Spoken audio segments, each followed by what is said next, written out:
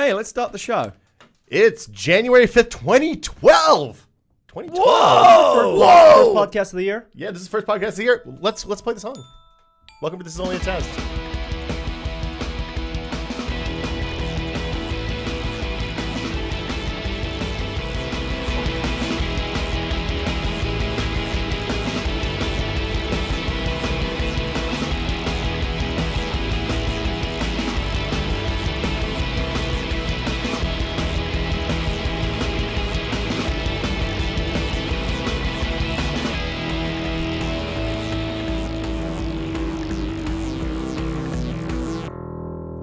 Whiffing intros. I'm Will Smith. Never go off script. That's the lesson, Chan. How are you doing today, sir? I'm doing fine. Doing fine? Yeah. Do you miss driving the sound? Absolutely. We can make that happen. The power was so rewarding. Isn't it nice? Oh. I mean, the thing is, it's all in your hands. The thrill of victory, the agony of defeat. I want to say the last podcast of 2011 was probably our best podcast that month. It was definitely our best podcast. Gary Whitta, of course, is here. How are you doing, Gary? Thank you. Good. I want to say Norm, I thought, did a great bang job up hosting. job. Yeah, but it's bang up job. And you know, look at the forums and the chat. A lot of people seem to agree that Norm was good at hosting. Fantastic. Yeah.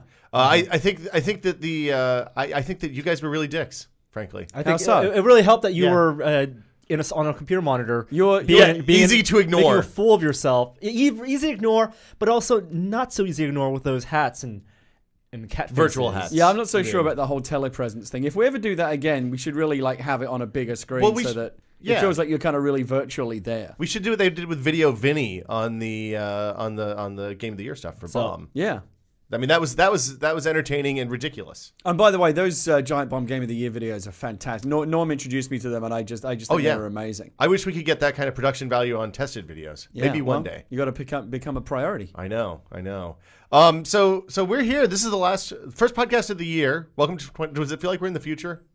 Do you feel like you live in the future, Gary? I still want to say next year. Next year I'm gonna do this, but it's really this year. I always feel like I'm living in the future. Every day. Yeah. Plane in the sky with the chair and all that. Yeah. This is the last show before CES. This is the first of the year. Episode the last before CES. 99. Yeah. So it's a very auspicious way to start the year. Straight into the big tech show, all the big news. But we don't really know what the story of CES is going to be yet, right? We kind of think there'll be a lot of 3D stuff, but beyond that. I think the story of CES is that this is going to be the last CES. I think that that was a very bold prediction that you made. I think the era of the big trade show. I think Microsoft bailing out. There's two ways that can go. Either that means that CES is waning, and it'll probably won't be the last one. It'll probably be 4 or 5 years before it actually fully implodes. Or it could be that Microsoft's waning. I'm not sure which is the thing. Which is the right answer? Well, which is it? Is it the last CES, which is the bold prediction you're making, or is it just on the decline? I think that this is the last big one. When I say it's the last CES, I mean it's the last. Do you think it'll go into that mode where like E3 was a few years ago, where they retreated and made it much smaller, but then it came back again? I don't think they'll do that. Well, even when it came back, it's still not the same as it was before. In a good way. Yeah, in a good way. Very good way. I think that the thing that's bad about CES is the purchasing cycles, which is ostensibly what the show is for, to let buyers for Best Buy and small electronics shops and all that stuff know what they should be buying for the next year, is really out of sync with when this stupid thing in January happens. Because they've already bought all the stuff that they bought. They're running through, the new products aren't going to be out for 6 or 7 months. So it adds all this anticipation. And I think it probably, if somebody looked at it, would probably say that it hurts their sales in the first part of the year because it just tells everybody, oh, hey, don't buy anything now, wait. Right. But it's been like that for the past couple of years. It's been like that forever. Yeah, forever. The TV makers and TV, those are the big consumer products typically at CES, taking up most of North Hall. Announced in January, come out in June, July, and people buy them anyway. Well, yeah, but it also means that people don't buy. Early adopters buy them in June, July, and then come November, Black Friday, that's when everyone buys last year's model. Well, and then the post-Christmas deals. This year, the big story for me was the post-Christmas deals were amazing. I mean, there was stuff between Christmas and New Year's that was made Black Friday look like a pauper's holiday. I wasn't really shopping for tech deals over the holiday. What sort of stuff was it? I mean, there were just incredibly cheap TVs, like the high-end Panasonic Plasmas and the Samsung Plasmas were all significantly sold up. I bought some Pumas. Puma had a good sale. Oh, so not just tech, but all over. Yeah, I bought. Yeah, I actually went. I went and did a little bit of clothes shopping over the holidays, and everything's on sale. It's fantastic. Oh, great year for clothes shopping. Yeah. The one thing that's good about this whole weird CS cycle is that it does mean that there's good deals to be had in the first part of the year if you're a savvy shopper. Well, and also because they always do the good TV deals in the run up to the Super Bowl. Yeah. Yeah. So but even post Super Bowl, there's another it's season after season of tech bounty, and I think the way that the holiday sales worked out this year, probably that's going to continue. Given I'm a little bit depressed that 3D is probably going to be one of the big things. You know, none of us are really that excited about 3D, but at the same time, I want to be optimistic. I'm kind of hopeful that maybe someone there will have some kind of, evolution in the 3D technology that actually is interesting. The evolution, the next step, really, glassless 3D. Right. Well, I think we're going to see a wave of passive. At least passive, which is one step. I thought passive was towards... last year. No, passive. Last year, remember they were trying to sell us as active as being the good thing. No, last year was passive as being the good thing. Vizio and LG. LG. Passive was really the cheap thing. Cheap, but still good. Not double resolution yet, but again, we realize that double resolution thing with DisplayMate's testing really doesn't matter all that much. Yeah, it turns out. Or the half resolution. I think we all agree that glassless is what it's going to take to really, really get there, but we're not. I don't think we're there yet. I think hopefully we'll see. I don't know. Just it's not going to be a revolutionary thing. I'm just hoping that we'll see some 3D stuff that is like, oh, actually, this is pretty good. And the word "actually" is very important there. Last year and the years before, I think we could argue 3D was a darling at CES. Yeah. Manufacturers were genuinely excited. Yeah, if not customers. This year, more of a recovery, more of a salvaging technology that they've definitely taken their lumps in the court of public opinion and in the media. There is kind of a generally, I think, anti-3D attitude out there right now in the media and especially with the public. Everywhere, yeah. And so the industry has really got its work cut out, and the way to do that is not by forcing it down our throats. It's by providing better content and better technology. They've just got to make the offering better, and we'll like it. And I don't think any of the big TV makers are going to drop it and go a completely different direction anytime soon and say, we realize 3D isn't going anywhere, and here are some nice 2K TVs. But it's not difficult to identify what the stumbling blocks are. It's expensive. That inevitably comes down on its own. Nobody really likes wearing the clunky glasses that you have to charge up. Absolutely. It's one thing to wear the silly ones at the theater, but the next level kind of Geordie LaForge visors you have to wear at home are kind of annoying. Yeah. Like you said, we're already seeing some companies like LG are offering the passive glasses that are actually pretty good. It's more like the cinema experience. How about this? The biggest problem that I have is still it makes the image too dark. They need to find a way to make the glasses in some way less opaque. It's still uncomfortable, though. I mean, no matter what you do, it's great. uncomfortable. It's just not a good experience. Well, with the active glasses, the glasses are heavy. You kind of go cross-eyed after a while. In the ideal hardware scenario where we have a sharp, bright, passive 3D TV in a way that doesn't require you to completely darken the room and backlight the TV. And and all the stupid stuff with a decent CG movie that's or a movie that's shot in 3D. Yeah, right. Is that something that you think consumers still want? No. I think there's no hope. I think they're still open-minded. Again, if you can make it better and cheaper and have a wide variety of content out there, I don't think people are ideologically opposed to it. They just don't like what's being given to them right now, which is not great technology, very limited content, and very high price. I mean, what right. in any of that is attractive to a customer right now? No, it's horrible. I mean, the thing is, this is something that always happens at CES. There's always kind of an it technology. In 2000, it was MP3 players, and then the iPod came out, and MP3 players became irrelevant, right? Right. In 2003, ebook readers were a hugely popular. 2003, 2004, you saw tons of ebook readers. Nobody knew what to do with them because you couldn't get books anywhere. Right. And then Amazon came out with the Kindle, Barnes & Noble came out with the Nook, Sony came out with their store, and that changed that market dramatically. And again, the gateway, opening the gateway to the content was the key. Right. I think that's the big gap. I think that's the 3D is a technology without a purpose or really much content worth speaking of. I mean, the good news is that the stuff that's out there, your Trons and your Toy Story 3s and your Cars 2, well, maybe not Cars 2, but a lot of those movies are good. Yeah. There's also a lot of crap that's been shoveled down that pipe as well in the Clash of the Titans Green Hornet mold. So, I mean... I'm perfectly okay with 3D content in terms of, like 3D movies sticking only to the theater and improving the theater experience, getting more people actually to pay to go to theaters, and not having that at home. But I'm not interested in, like, if there's a choice between a 3D movie and a 2D movie of the same version, almost always do I go to the 2D movie. The exceptions are stuff like Harold and Kumar and what if it's like a movie like Hugo? And Hugo, yeah. Right. I would go see I Hugo want to in 3D. see that in 3D, but I don't need to see that, or Coraline. I'll watch that in 3D in theater, but I don't need to see that in 3D when I watch it again at home. I absolutely agree. So, yeah. And there are some movies where you kind of feel like, what the hell? It's all part of the fun. Like Harold and Kumar is a good example of that. I noticed just recently, like Final Destination 5 is now on demand, and the Comcast ad says, also available in 3D. And I'm thinking, well, shit, I bought the TV. I may, let's try the. I want to. So you're buying the discs. I want to. No, I haven't been buying any discs. Okay. I'm saying that on demand is now, like Xfinity has a whole 3D section, and they're saying, they do those ads now available on demand, Final Destination 5, and it says also available in 3D. You can go to the 3D section, dial up the 3D version of the movie. And I want to be open-minded. I want to keep, trying and giving them every opportunity to succeed. I think it's going to take like a 3D section on Netflix, and again, just opening the gateways to the content, because eventually they are going to be able to force the TVs in people's homes in the same way that you can't buy a non-HD TV anymore. Right. Basically. No, you can't, I don't think. I can't. I mean, I think you can if like the little tiny ones you put in the kitchen. Okay, yeah. Little tube TVs. But like in terms of a living room TV, it's all HD now.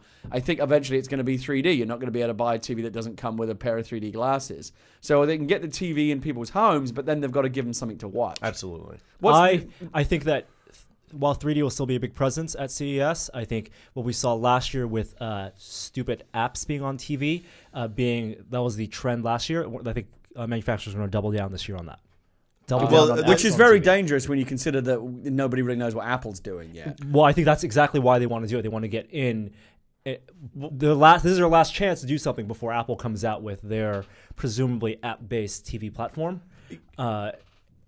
And takes away all market share. It's interesting you mentioned that. The problem with the first gen and we all have TVs that have these first gen app interfaces. Yeah. Is that there's no unified platform. I mean, there is kind of a unified platform because they all use JavaScript and HTML5 for the apps, but it's basically like 25 different app stores for each of the manufacturers. Each manufacturer has their own store, or if they even have a store. And it's their own platform. What's starting to happen, what I think we're going to see this year is we're going to see people licensing Roku, licensing Plex. I guess you don't even have to license Plex, licensing Boxy, stuff like that, and using that on, as their app interface for TVs, as the hardware that's in the TVs that runs these things gets more capable. It's still a dumb idea. Why would you want to buy the hardware that is bundled in with the massive big screen when you can just attach whatever hockey puck you want to it and have whatever kind of experience you want? Because that experience typically has sucked, i.e. Google TV.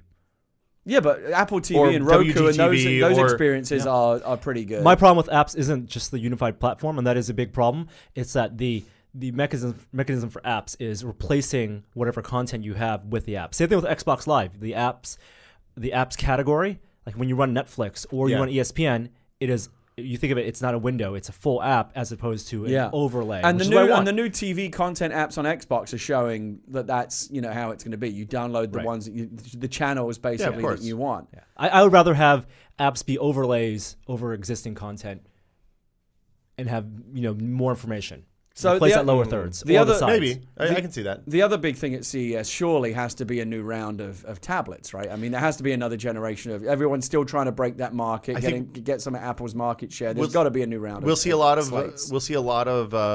Android tablets. I think we'll probably see some Windows 8 slate prototypes. So when we're talking about tablets, we're talking about moving into that consumer PC space, right? It will be tablets, like Android tablets. I think a few of those, mostly manufacturers maybe announcing their ice cream sandwich tablets finally. And then we're going to see Windows 8 tablets, and then we're going to see Ultrabooks. I think Windows 8 tablets are much more interesting than Android tablets. With TVs being less exciting this year, I think it's a good opportunity. It's going to be Windows 8. It's like 3 years ago, I believe, when Windows 7 was the big thing at CES, when the beta came out that night after Ballmer's keynote. I think we're going to see that at CES this year. What Windows I would like to see from the Android... Yeah. We've seen Windows tablets at CES, I think the last 3 years, at least the last 2 years, and no products ever came of any of them. Tablets were never a part of Windows before. And tablets are all of Windows. No, hold on. There was we're going to add touch interface and tablet stuff to Windows 7. Is not the same as we designed this OS basically Yeah, to for be fair, the tablets, Windows 7 with the desktop tablet being touch an Well, it's stuff always was been kind of half-assed. half-assed. No, but Windows 8 isn't half-assed though. It doesn't seem to be that way. Like it's as much a tablet product as it is a desktop product. No, it seems like it's more of a tablet product than it is a more, desktop right, product. yeah. Terrific. So it's half-assed the wrong way. I don't think correct it's the wrong for a way. Windows product. Yes, It's only the wrong way if you don't believe that tablet computing is a huge part of the future. But you have a massive install. Well, we'll talk about this later. This is. Let's wait until we see what they're actually going to talk about, and then I argue was just about going to say whether it's the a other good idea thing or that not. I think the Android, because ICS is obviously very compelling. The thing that I think the Android tablet market, which has been very boring and stagnant in all its iterations so far, is some kind. I think that it's lacking what the phone side has, which is like a Google Nexus flagship device, like a Nexus tablet. there are rumors about that, and what's the news about that? But I think we won't see a Google Nexus tablet at CES this year. No, because if they do that, then it's going to stifle everybody else. Yeah. Nobody else the other. They need the massive vendor base in order for that to work. But it didn't stifle the growth on the phone side. There was a Nexus phone very early on. It's a little different situation, though. I think. How so? I think that tablets. I think the tablet is because the Nexus phones were, especially on that first generation, limited in carrier and band support, and they weren't. Remember, the Nexus One was a phone you couldn't buy on contract. So if you wanted a Nexus One, you had to pay $600 for it, $500 for it, straight from Google. Right. And I think that allowed. They're never gonna do that that again. was not competitive enough. That was safe. But what's happening, right? What we're seeing right now is that out of the gate, the Android tablet scene, in terms of hardware and adoption, is not really exploding the way that it has on the phone side. So it needs some kind of shot in the arm. It needs it just needs one good tablet. And market and competition aside, Google released these Nexus phones to say this is what an Android phone could be. This is what Android phones should aspire to be. Right, and that's exactly what the tablet side needs now. And the Zoom was not that because Google, before they bought Motorola, that hasn't completed yet. Right, before they announced intention. Right, they had less control over the Motorola Zoom. It was more Motorola built the hardware and used honeycomb, unsexied it up. I'm gonna bolt a prediction onto my stuff from last week when we did 2012 predictions. I think that in 2012 we will see a Google Nexus tablet because I think it's a no-brainer. I agree with Gary. So the news with that is that DigiTimes reported that Eric Schmidt had previously said they were going to do a tablet, whether it would be a Nexus tablet. They would make a great Google tablet, I/O, right? And I think it'll be Google I/O. And DigiTimes says it's actually going to be a Kindle Fire competitor rather than an iPad competitor. I think that's right. Because the best Android tablet right now, best-selling Android tablet, has been the Kindle Fire. Right. By far. The only selling tablet. And it's the one that Google which again is only really an Android tablet technically. Technically, because it runs it's the least Androidy of Android tablets. Yeah.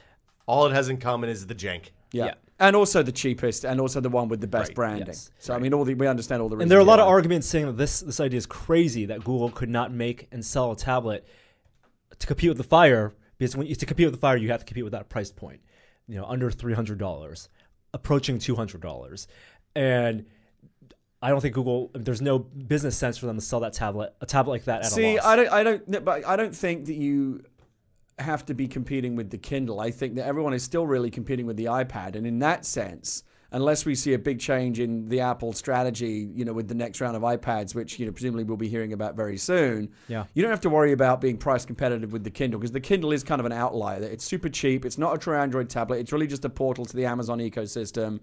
To compete with the iPad, which is a true tablet, all you got to do is come in under $500, which is not that. It can't be that difficult. I don't think Android tablets are going to do that. That's all. Well, I think they will, but do you think that's based on the argument that iPads are going to be $500? I think the new iPad's going to be $500. I think like a 7-inch ICS Google Nexus tablet at like $299. So more expensive than the Kindle Fire, but we understand why, because it's a better product. It's a more universal product. But what if, and still significantly cheaper than the iPad. I think that could be very compelling. What if, with the next iPad being announced sometime, we hope in Q1, all they do is reduce, like they did with the 3GS and the 4 on the iPhone line, reduce the price of the iPad 2 now that supply chain is optimized. Well, and make it a $300 iPad 2. And that's exactly what Apple should do. Because and a $500-$600 iPad 3. It's the same model as Apple owns the high end, and they're not going to cede the high ground anytime soon. Yes. Where they are vulnerable is at the low end. Yeah. And so the way to protect that low end is bring in the iPad 3 at the top end, have that be the new premium product, and have the iPad 2 basically be the new 3GS, which you can lower in price, as opposed to going into the 7-inch tablet market, which Apple has said they don't want to throttle be any in. competition at the lower price end. The mistake you guys are making is you're thinking about phones and tablets as if they're the same. Remember when Apple sells a free iPhone 4 or $99 iPhone 4, it's attached to a massive data plan that lasts for 2 or 3 years. Yeah, the iPhone 4 actually they're making $700 on that phone, and it's selling it for $0. It's selling it for $99, $100 because AT&T pays for that. The model to look at is iPod Touch, because if you look at iPod Touch, you know they sell a massive number of iPod Touches. There's no Android analog, and this is something I've been thinking about a lot lately. So they're cheaper versions than Nano. No. I'm not even. I'm wondering why there's no phoneless phone for Android. Because, I mean, the Galaxy Tab player was because there's no content. I understand that the phones are subsidized, but I'm not even really comparing the two. What I'm saying is that iPad 2 now, which has been out for a year? Yeah. At $499. By the time they introduce the iPad 3, I've got to believe that the last generation components, the A5 and the stuff that's in the iPad 2, they're going to get a point where they can start dropping the price to protect themselves. If they want. I don't think they want to. Exactly. Because Will says Apple cares more about profits. Apple sells hardware to make money. And they don't care about that. But it's not even necessarily about protecting themselves against lower price competitors, because, like I said, there still isn't a viable one outside of the Kindle. It's about expanding. I think it's more about opening up the doorway to the Apple ecosystem, the iOS world, to people that are prohibited from it now because $500 is just too expensive. Well, I completely agree. The Apple sells products to make money, and for the high end, they don't participate. In the race to the bottom. Well, agreed. I think the iPad 3 will still be the high end. It will be highly coveted. It will sell extremely well, but limited quantities because it'll be expensive to make, and supply chain won't be great for that yet. I think that they're going to reduce the price of the iPad 2. Did you just agree with both of us? Well, philosophically, I agree with you, Will. That's like dividing by zero. 1% Norm should be a politician. In reality, I think he's like Mitt Romney, just changing his position every 2 seconds. No politics. Let's talk about set-top boxes. Shift gears. It's still Apple. Shift gears. We're still talking about Apple. Roku Stick. Okay. Roku announced a new product this week. It's a Roku box, basically. But instead of being a box, it's a little thing about 2-3 inches long. Yeah. Plugs into an HDMI port on the back of your TV. That's a great idea. It has to be an MHT, which means what does that mean? Means it provides power and has a two-way kind of remote control connection. So, okay. But you can plug it right in, because a lot of TVs, obviously, they have HDMI ports now. You plug it right in there. The MHT HDMI ports are more limited. Like, I think our TVs probably have them. Okay, just on newer TVs? It's going to be a newer TV. But the nice thing about that is you don't have a remote with it. So you use the remote that comes with your TV, and it just passes straight through to that device. Oh, right, because I was going to say, like, a lot of the times I think it's going to be around the back of the TV. You wouldn't have line of sight for a remote. Right, so this is the way... MHT, yeah, this is the way that it's essentially... this is the way they're going to integrate Roku in a lot of TVs. Yeah, because I've noticed that HDMI is actually controlling a lot of devices that I've got plugged into. When I use my Harmony to switch stuff over, like to the PlayStation, the PlayStation won't actually turn on, or the Xbox won't start up until the HDMI... cable that it's hooked in really kind of gives it permission to. Oh, that's weird. Mine doesn't do that, but I think Samsung. You have a Panasonic too. Maybe I just have it turned on. Yeah, I don't know. Crazy. Yeah, so that's coming. It's unclear to me exactly what that hardware is capable of. I've been saying MHT, haven't I? Yeah. MHL. There's a wireless in there in the stick. It's Wi-Fi in the stick, right? So basically, you connect it to your Wi-Fi network. You plug it into the HDMI port. You connect it to Wi-Fi, right? And then it's just a normal Roku. Now, I have some questions about that, because I know that there's the lower power Roku solutions seem to be kind of underperforming and a little bit laggy.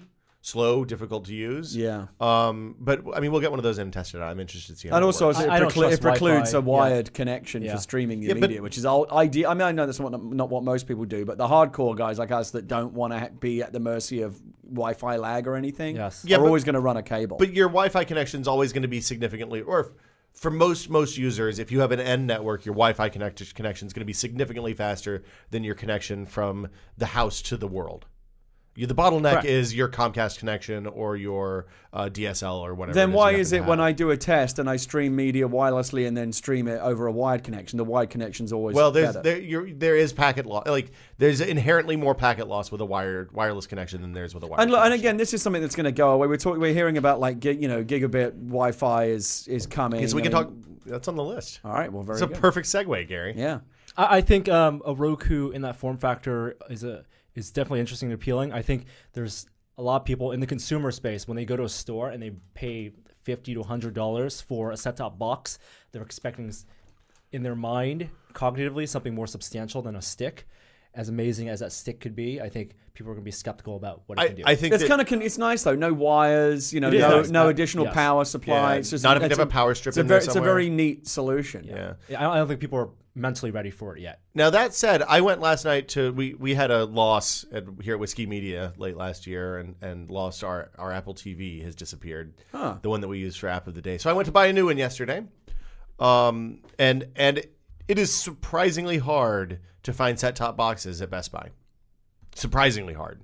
Like for a product that they were Like a pushing Roku or an Apple really TV. hard this year. I went to the TV section. I'm expecting to see Roku and At maybe least a Google counter, TV right? and Boxy like on a shelf someplace with maybe a little bit of signage somewhere.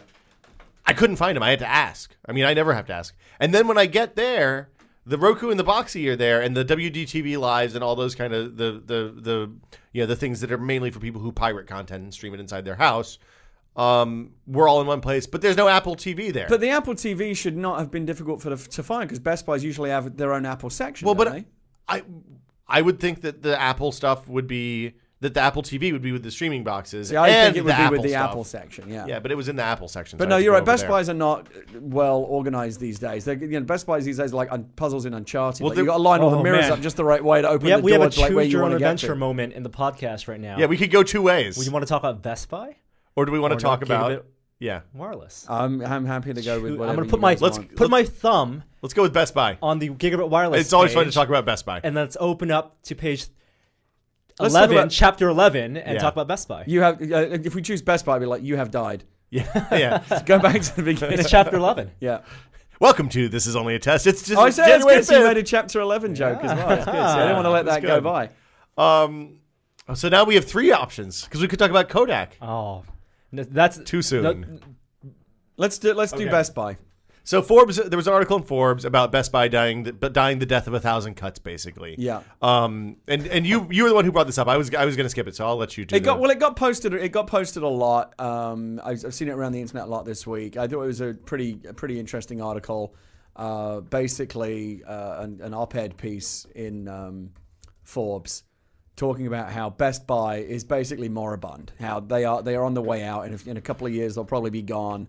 And the contentious thing being that, and that is deservedly so, that the company's made a lot of poor decisions that are rendering them obsolete. Well, they pushed hard into 3D and invested big in like Magnolia and that kind of stuff where the high-end TVs live. And then the TV expecting, I think a lot of companies did this in fairness. I think a lot of companies looked at the massive growth in TV sales in the early to late 2000s based on the shift from standard def to high def and expected that to continue indefinitely. And it's not going to happen because people don't want to buy a $2,000 TV or $5,000 TV or $500 TV every 3 to 5 years. true. And also they banked most of their profits on extended warranties and service. Which people hate. That's the thing people absolutely hate. And when I talk about service, I don't mean service in store. I mean after you buy a product service. Like Geek Squad. Geek Squad. Yeah, so and they made big profit margins on that for a long time by massively overcharging for those services. Yeah, and they've got no shame at all. I mean, the fact that that you can go in there and look at a copy of Saints Row and say, hey, for $50, a Geek Squad professional will install this game for you. I mean, just to be clear, an Xbox copy of Saints Row. They clearly have no shame at all. Right. About gouging But customers. it was working. They will still outright lie to you about why you need a $250 HDMI cable, which anybody who knows anything knows to be bullshit. Mm-hmm. But that's where their markups are. Their markups are on big ticket items, big markup items like HDMI cables that don't need to be that expensive. Well, and warranties, which they will also always try to sell. And I've even had bad experiences with the in-home install. Like when I moved into an apartment about 7 years ago, I bought a washer and dryer because I had a washer and dryer hookup for it. The Best Buy guy came in, rolled the washer and dryer into the place. They were the kind that you can make. They're either side by side or you can make them stacking, but you have to do some work to make them stacking. Yeah. So dude just lifts the dryer up, puts it on top of the washing machine without bolting them together or taking the lid off of the washing machine. It's like, okay, they're in, hooked up, ready to go. And then the fucking dryer fell off of the washing machine. It's all anecdotal, but to be fair, when they delivered my TV, they did a fantastic job. Well, so they put it all together and set it all up, and they did a very professional job. But the Forbes article was making two specific cases recently. One was anecdotal, and one was kind of a bigger picture thing.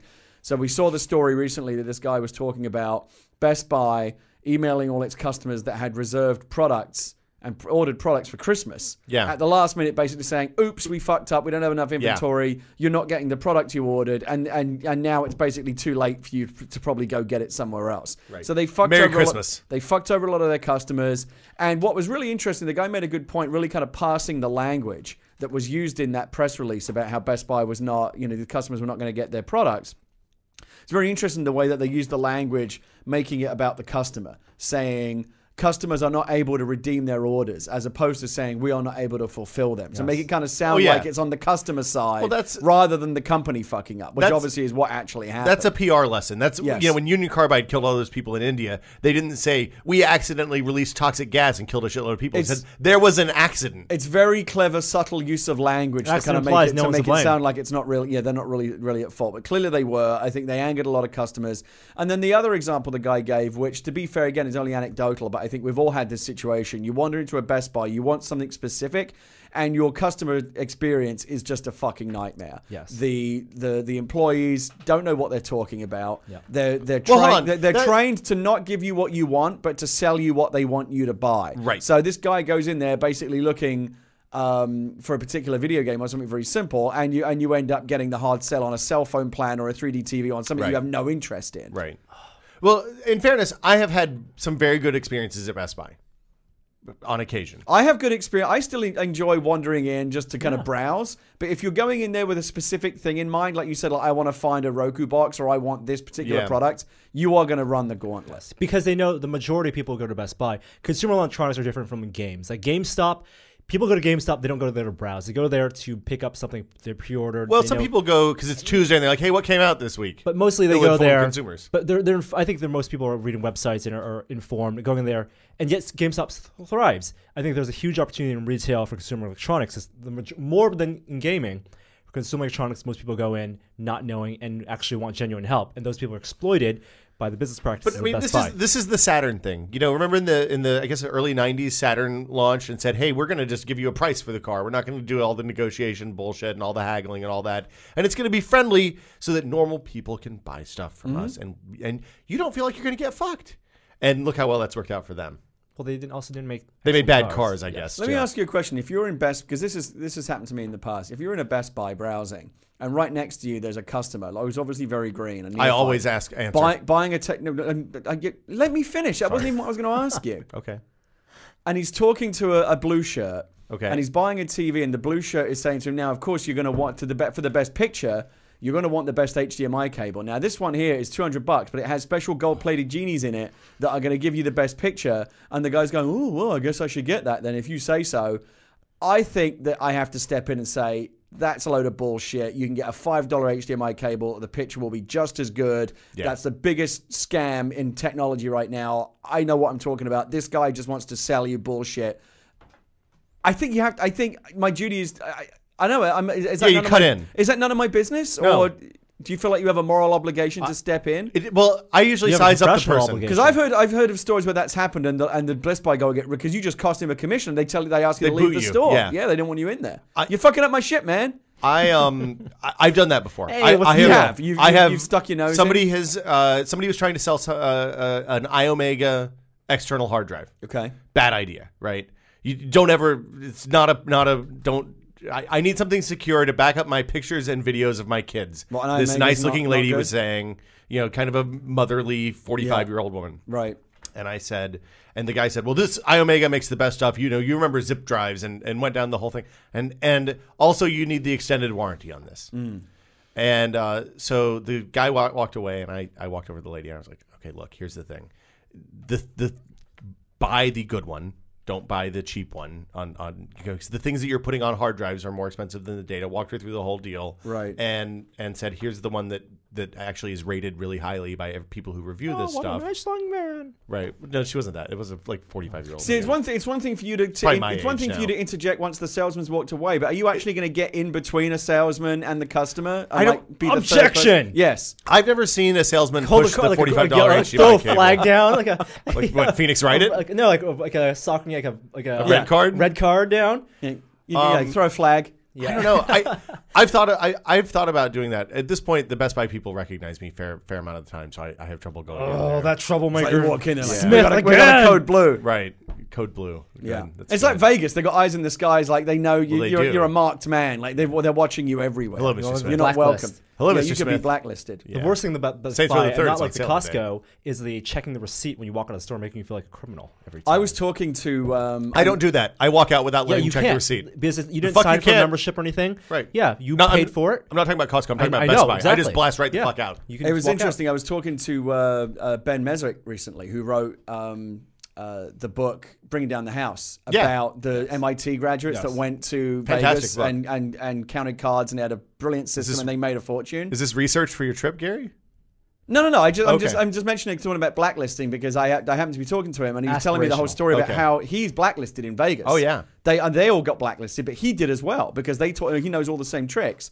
And I was saying, what's that actually like? He said there are certain casinos where they have all this facial recognition software. If I walk in, there will be somebody asking me to leave within 5 minutes. Wow. Can you go to like restaurants in the casinos, or is it just the floor? I don't know how they do it, but their eye in the sky technology and the way that they've, it's not just like pictures on a wall anymore. They have the cameras. Will map your face. It's like Ocean's 13. It's Minority Report. Oh yeah. Right, is remember what it they're is. checking the breathing. Oh, it's authentic. Her eyes are dilating. It's genuine excitement. No surprise there. He says I'm not. Yeah, he was telling the whole story. But he said I'll just be politely asked to leave, and then if you don't leave, or if you keep going to other casinos trying to get back, eventually you'll be taken back for a polite to the back conversation. room. Yeah. Oh boy, you don't want to go in the back room in I've seen Vegas. casino. Always walk away. Never go to the back room. Yeah. I want to talk about Best Buy. Well, hold on. Do you let him check the receipt when you walk out of Best Buy? Well, they don't always ask, but Sometimes they wave off. If they ask, then what's the harm? Here you go. Whatever. You're just doing your job. I just walk out. I ask them if they thought personal liberty thing. do you think I stole something? If you think I stole something, call the police. God, you really are a nightmare. These people are just doing their jobs. I'm sorry. It's shitty policy. It's not their fault. It is really shitty policy. Right. But I mean, and I understand why they have the Costco policy. does it. All kinds of There's- stuff. Costco I don't is go to different. I don't shop at Costco. Costco is different because when you sign up for the membership, for that. Yeah, you sign away your liberty. Yeah, exactly. They can say, Yes, you are now a member shop of here. their Right. club, and Yeah. you must Right. obey by You their got to rules. go for the strip Yes. search to make sure you didn't Yeah. steal any jerky. yes. Let's talk about For oh, Best you got Buy. more? So an So, ideal.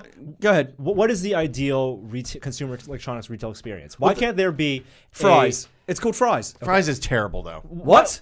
I mean, Fries is great if you know what you're doing. If you are an uninformed consumer and you just need to go buy a TV, Fries is the worst place in the world to do Why that. can't there be a store?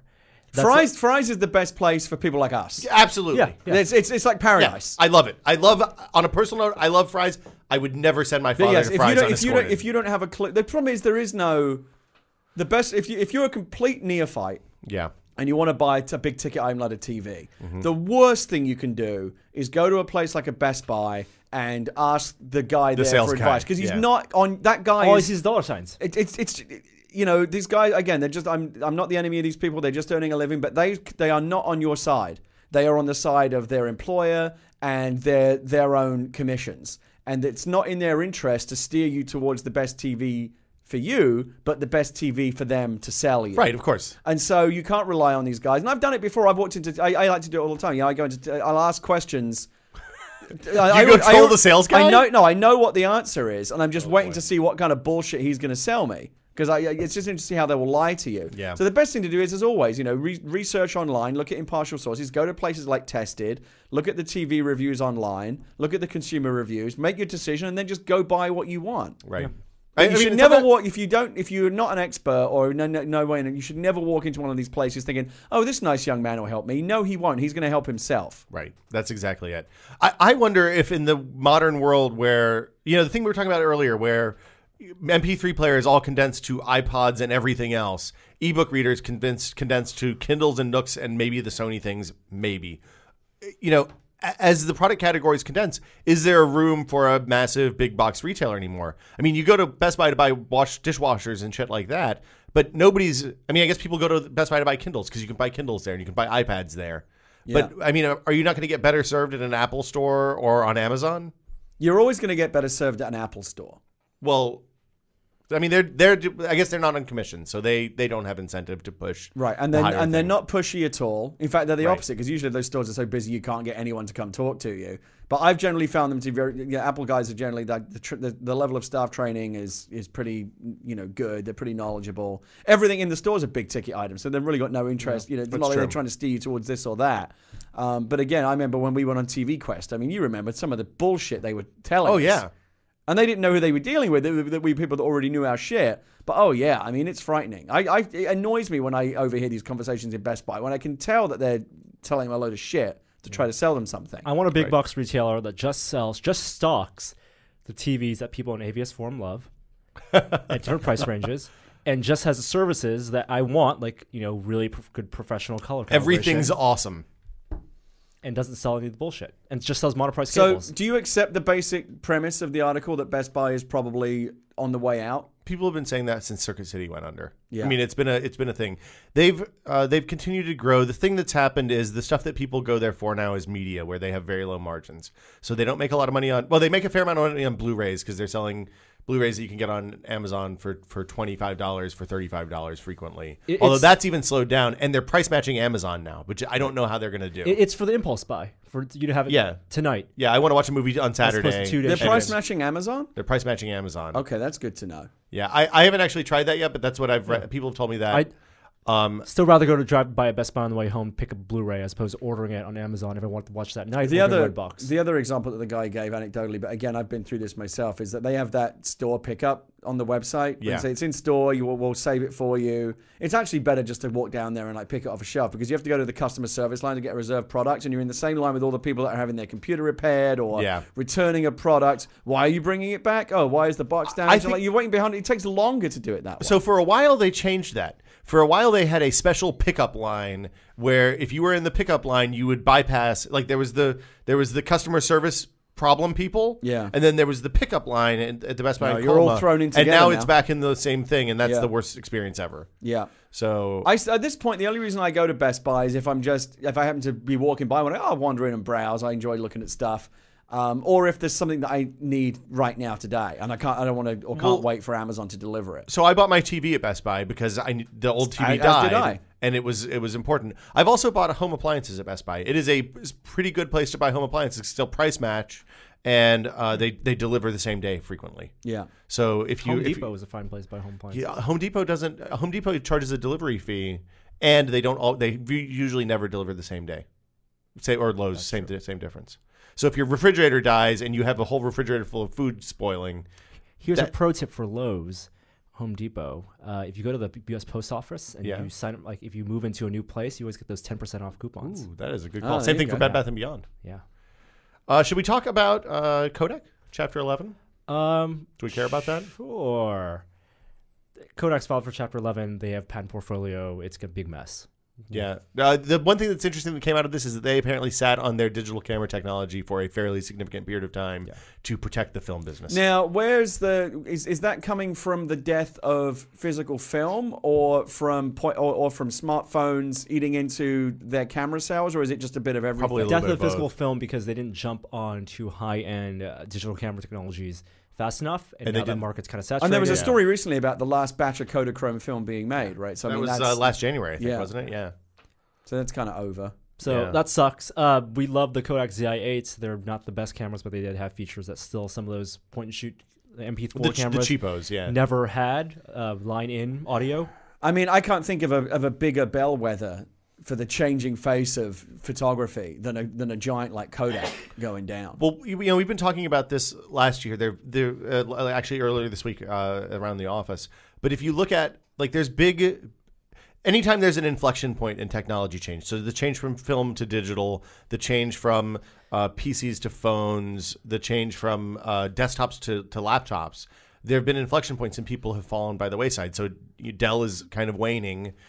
Because they outsourced a lot of their manufacturing to Foxconn, which is ASUS essentially, and now Asus has a massive business, and Dell is shrinking because of poor choices that Dell made in the early 2000s. Evolve or die. It's happening. It's going to happen again. If you look at Apple, Google, and Amazon, which are arguably the three most relevant tech companies right now, Google didn't exist in 2000 or barely. Amazon was 3 years old and selling books, and Apple was on the cusp of annihilation. Right. So anytime there's big technology shifts, crazy stuff happens, and Kodak is. But it's amazing sometimes to me how much technology is like nature. Yeah. Things evolve. Yeah. And again, like you said, it's kind of Darwinian. You either adapt or you get left behind. And the world around Kodak has changed so much that they, in the form they've always existed in, has become largely irrelevant. So you either reinvent yourself or this happens. Well, the thing I wondered is what would happen. What would have happened had Kodak actually rolled out digital cameras and had a 4-year head start on everyone else that was in that market? In the mid 90s. Didn't Kodak just make a really big play into like the digital cinema camera market, or was that was Canon? Okay, Canon, yeah. Because see, and Canon is doing fine, right? So that was a company that has been there with PowerShot and digital photography. Well, but early. there's another shift with those guys because the DSL, like right now, there's this big push toward mid-range mirrorless cameras replacing DSLRs in the low end. Mama bears. Yeah, and Canon and Nikon are staying out of it because I think they seem to be staying out of it. Maybe they won't, but they have a massive DSLR business, both companies, and not only that, they have a massive point and shoot business. Right. So Ashton Kutcher commercials are not cheap. Yeah. Again, well, I think the low end point and shoot is still which is a huge sector, is still the one that is most under threat because those are the ones that are most comparable and most made redundant if you're carrying around an iPhone or any kind of good smartphone. Yes. And yet, Canon's doubling down with new point and shoots being announced at CES. I don't understand that at all. But what happens with those is those are for kids and the kind of camera you put in your purse, right? It's the kind of camera you carry around all the time if you don't have a smartphone. But I think the smartphone is the new point and shoot. Smartphones are becoming more and more ubiquitous. I understand a super low end, practically just one step above disposable for kids and stuff. Yeah. And for like where you might be in a precarious situation, you want to risk your camera getting damaged or whatever, like a throwaway vibe. That's fine, but then I think smartphones basically become the new point and shoots. And for two reasons. And then there's still, like you said, the kind of the mid-range, the mirrorless cameras, and then the high-end DSLRs. Those are the new DSLRs. There's always a place for them. Yeah, smartphones are new point and shoots because one, they're with you at all times, and two, they're easy to share the photos.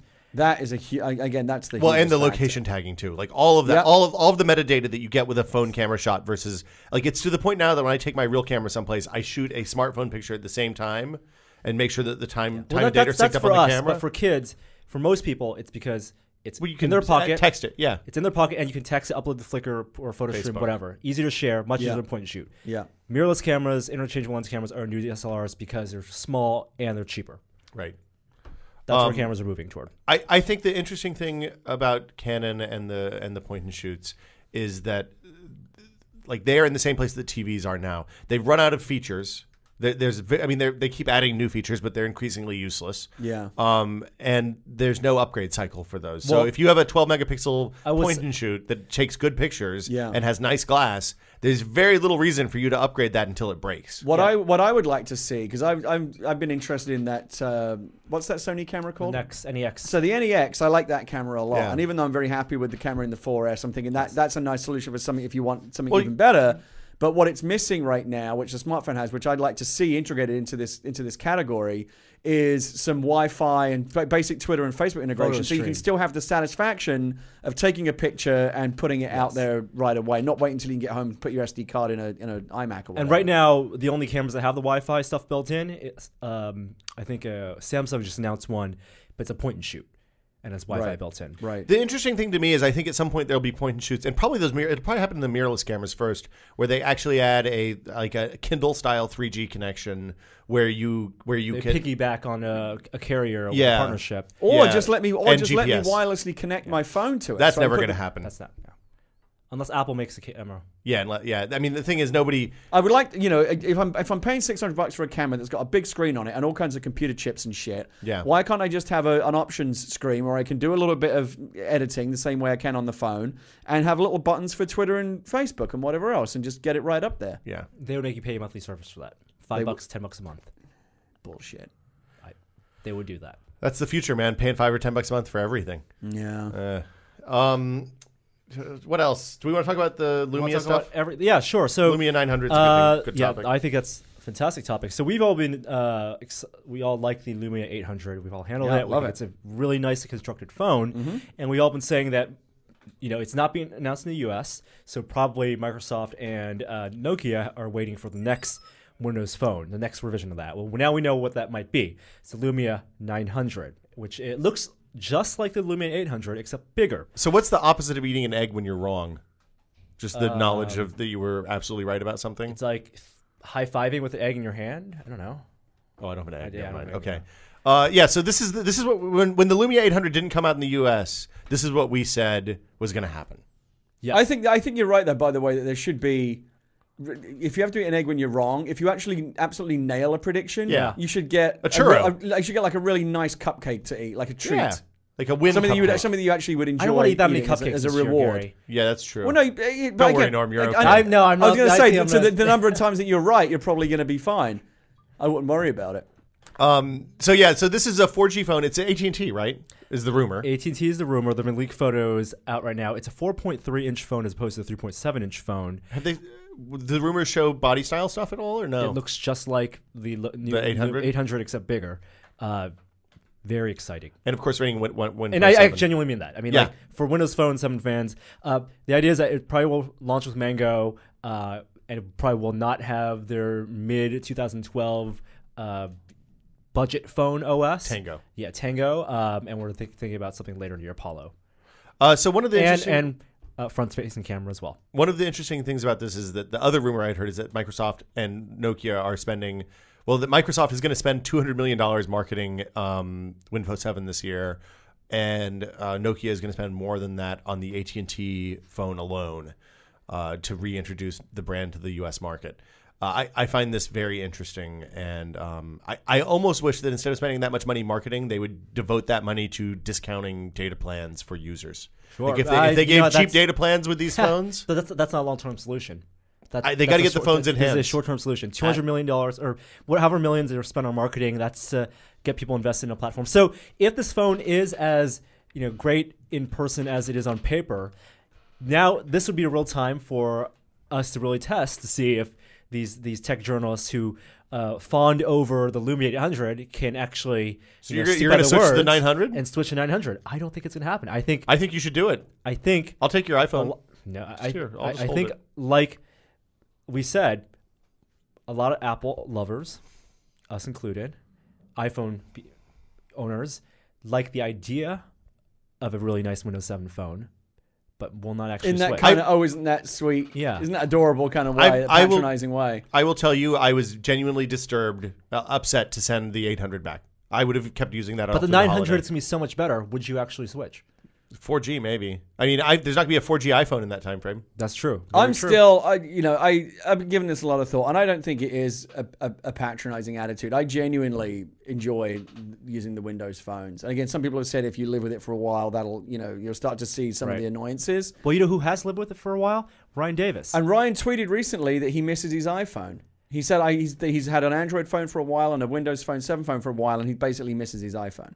Well, he hates Android. Who is this? Ryan Davis. Oh. Yeah, Ryan does not like Android at all. In the same way, Ryan Davis, not Ryan Whitwam, who writes for us, who loves Android. Yes. Ryan Davis from Giant Bomb hates Android. Same reason that we think Android is still not ready for normals. Sure. Most normals. Muggles. Yeah. Chuds. Chuds. Yeah. Chuds is not the nice way to say that.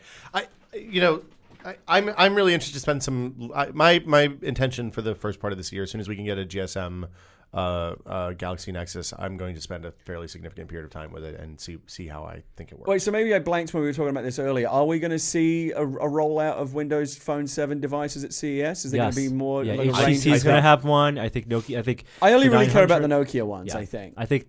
I mean, well, you never know. Well, it remains to be seen, but those are the ones that I'm most interested in seeing because the Lumia 800 is such a beautiful device. The fact that the 800 is the 900 will have a 4.3-inch screen and LTE makes it very, very attractive. I think the Nokia stuff especially is pushing the other vendors to design better, to make. Do you think 2012 is a a make or break year for whether or not Windows Phone 7 really makes a dent and carves out a slice of the pie for itself? It's been out for over a year. Think about that. I know, but to be fair, I kind of feel like the real story begins now with the Nokia partnership and the really compelling phones. Well, with Mango is what I think the inflection is. Yeah. I think that I feel like everything up until now has been a soft launch, basically. I think Microsoft cannot afford for Windows 7 to mature in a longer than 3-year run. It needs to mature faster than Android has. Yeah, I think they want double digit market. And there are a lot of ways for them to do that. By the end of this year. And I think that's part of their Tango strategy for mid-year. I would love to see a reduced data plan, low monthly cost Windows Phone 7 phone, just to get that out in people's hands. I think and it's actually it would fit well into that low cost space, because I think it is remarkably, more so than Android, remarkably easy to use. It's bright, it's colorful, it's like, has that kind of my first smartphone vibe, but not like in a patronizing way. So did the Kin. We'll see this year. No, but that was a whole other deal. We'll see this year if Microsoft, 1, learned its lessons from the Kin, and 2, if it has leveraging power to actually negotiate cheaper data plans. Right. We talked about this a little while ago. Broadcom has, released the first salvo of information about next gen Wi-Fi. So this is what's the letter they're putting on this one? AC. AC. I don't like that. Aren't they supposed to keep going up the alphabet, like B, it doesn't G, work that way. N? They should be like on Q now. Q sounds cool. It's interesting. This might be an interesting explainer. I don't know how these letters get assigned. I think it's an IEEE thing, because I think it's all IEEE specs, but it may not be monopoly IEEE. On the E's. Yeah, we've been living with N for a while. This feels like the time is right for the next step up. Well, the thing about N is good for everything but wired replacement. You're not going to replace wires with N, but you'll extend your existing network. But again, you were making the point earlier that N is just as good for streaming media as a wired connection. It should be, given barring interference problems and all that. The thing about N is you don't use it to deploy a office network. Like when we were building this office out, we ran wires to every desk because we knew we'd need wires.